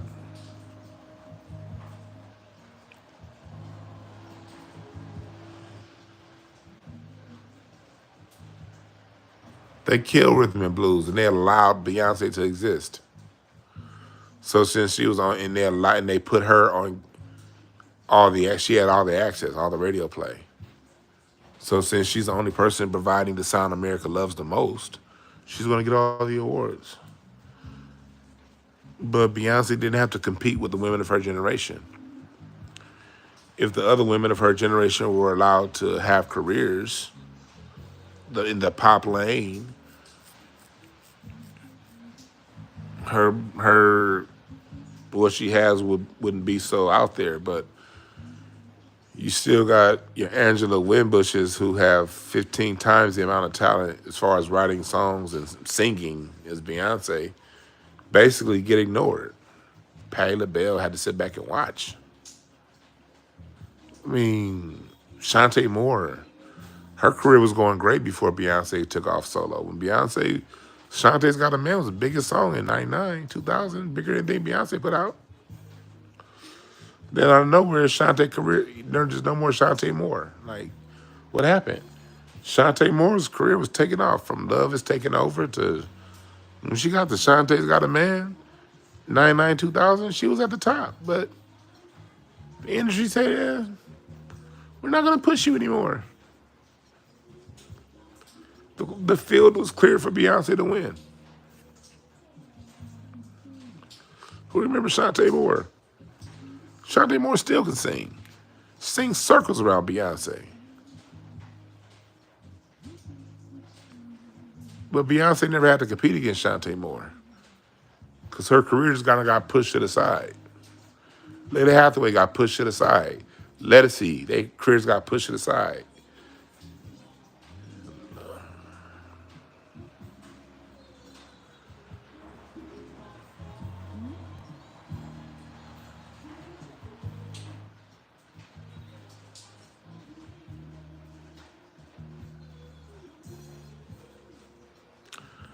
I didn't say Beyonce's music wasn't nice. Y'all be missing the whole fucking point.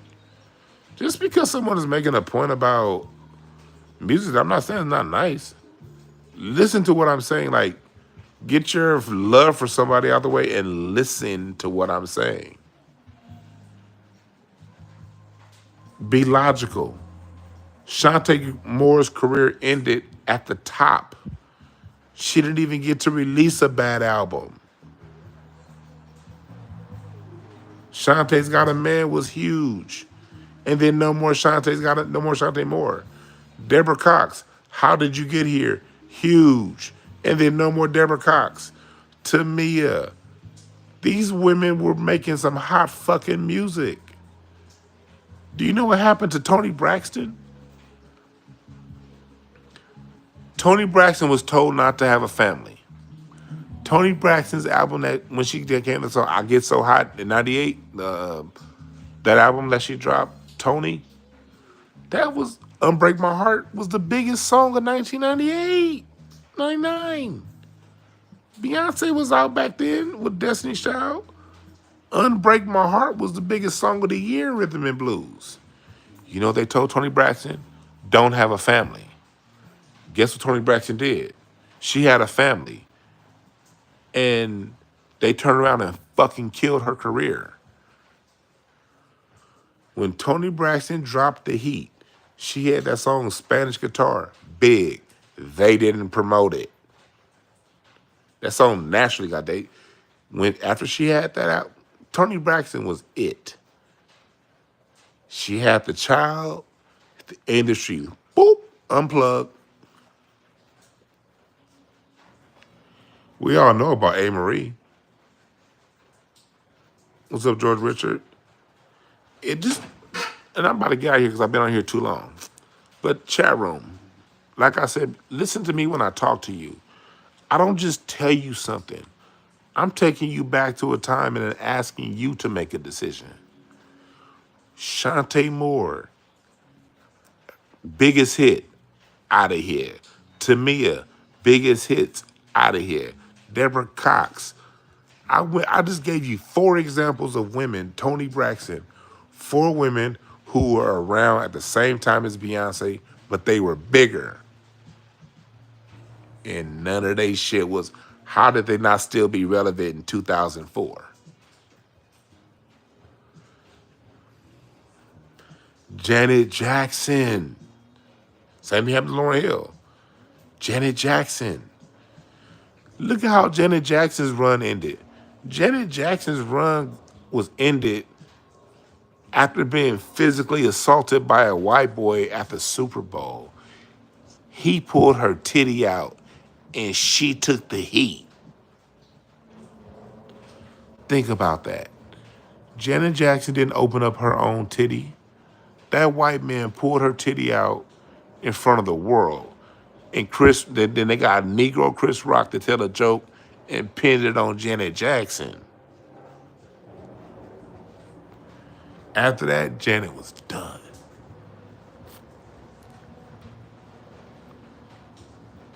Les Moonves, go back and look at what Les Moonves came out when the head of CBS, Les Moonves, left CBS. When he got kicked out because of them sexual charges. The head of CBS said that he's going to kill Janet Jackson's career, and he did.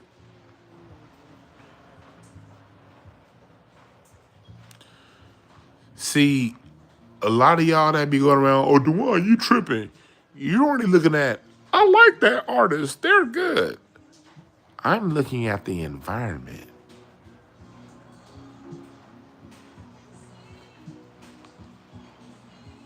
I'm looking at the environment.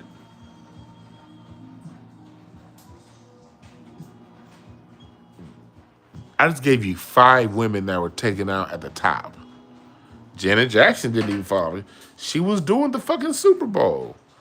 Thank you, Hurt. That motherfucker wants too much attention. Like, dude.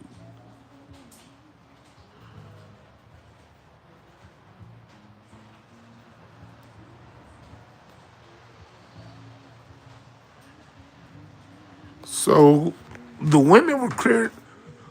They cut the grass for Beyonce. And then the women coming up behind, Blue Kentrell, A. Marie, Tweet, they just weren't allowed to take off. They othered Jill Scott and Erykah Badu into this neo-soul category.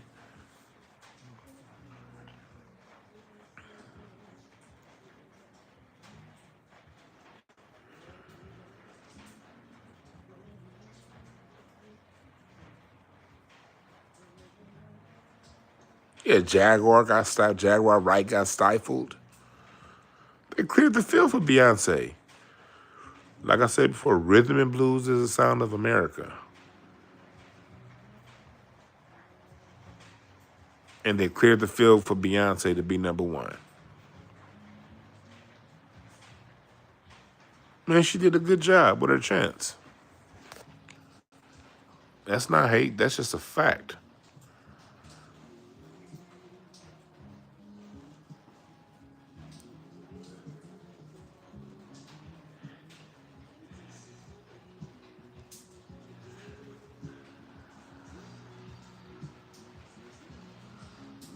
Anybody says that whole halftime show created to Drake is a fucking dummy. That whole halftime show is about America. And this dummy, nigga, you just a Drake standboy if you say some shit like that.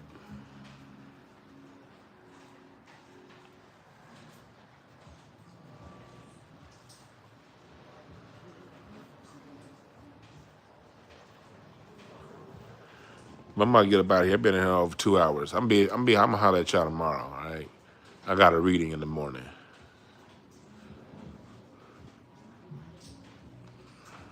Y'all have a good one, all right?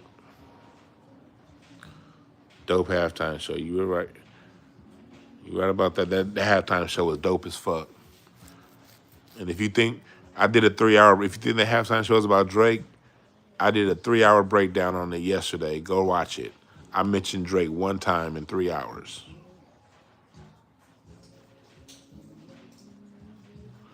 Yeah, the show's about, free black Americans. That's what that show's about. It's about black people. I did a 3-hour breakdown yesterday on that whole Super Bowl show, two days ago. And I only mentioned Drake 1 time.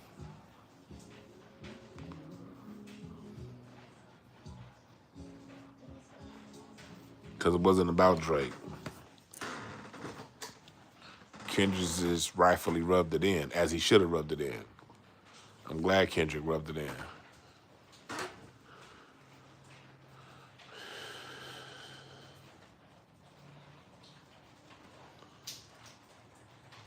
Should have rather than.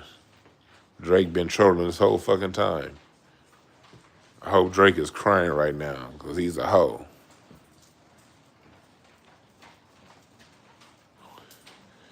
But I'm about to be up out of here, y'all. I'll holler at y'all.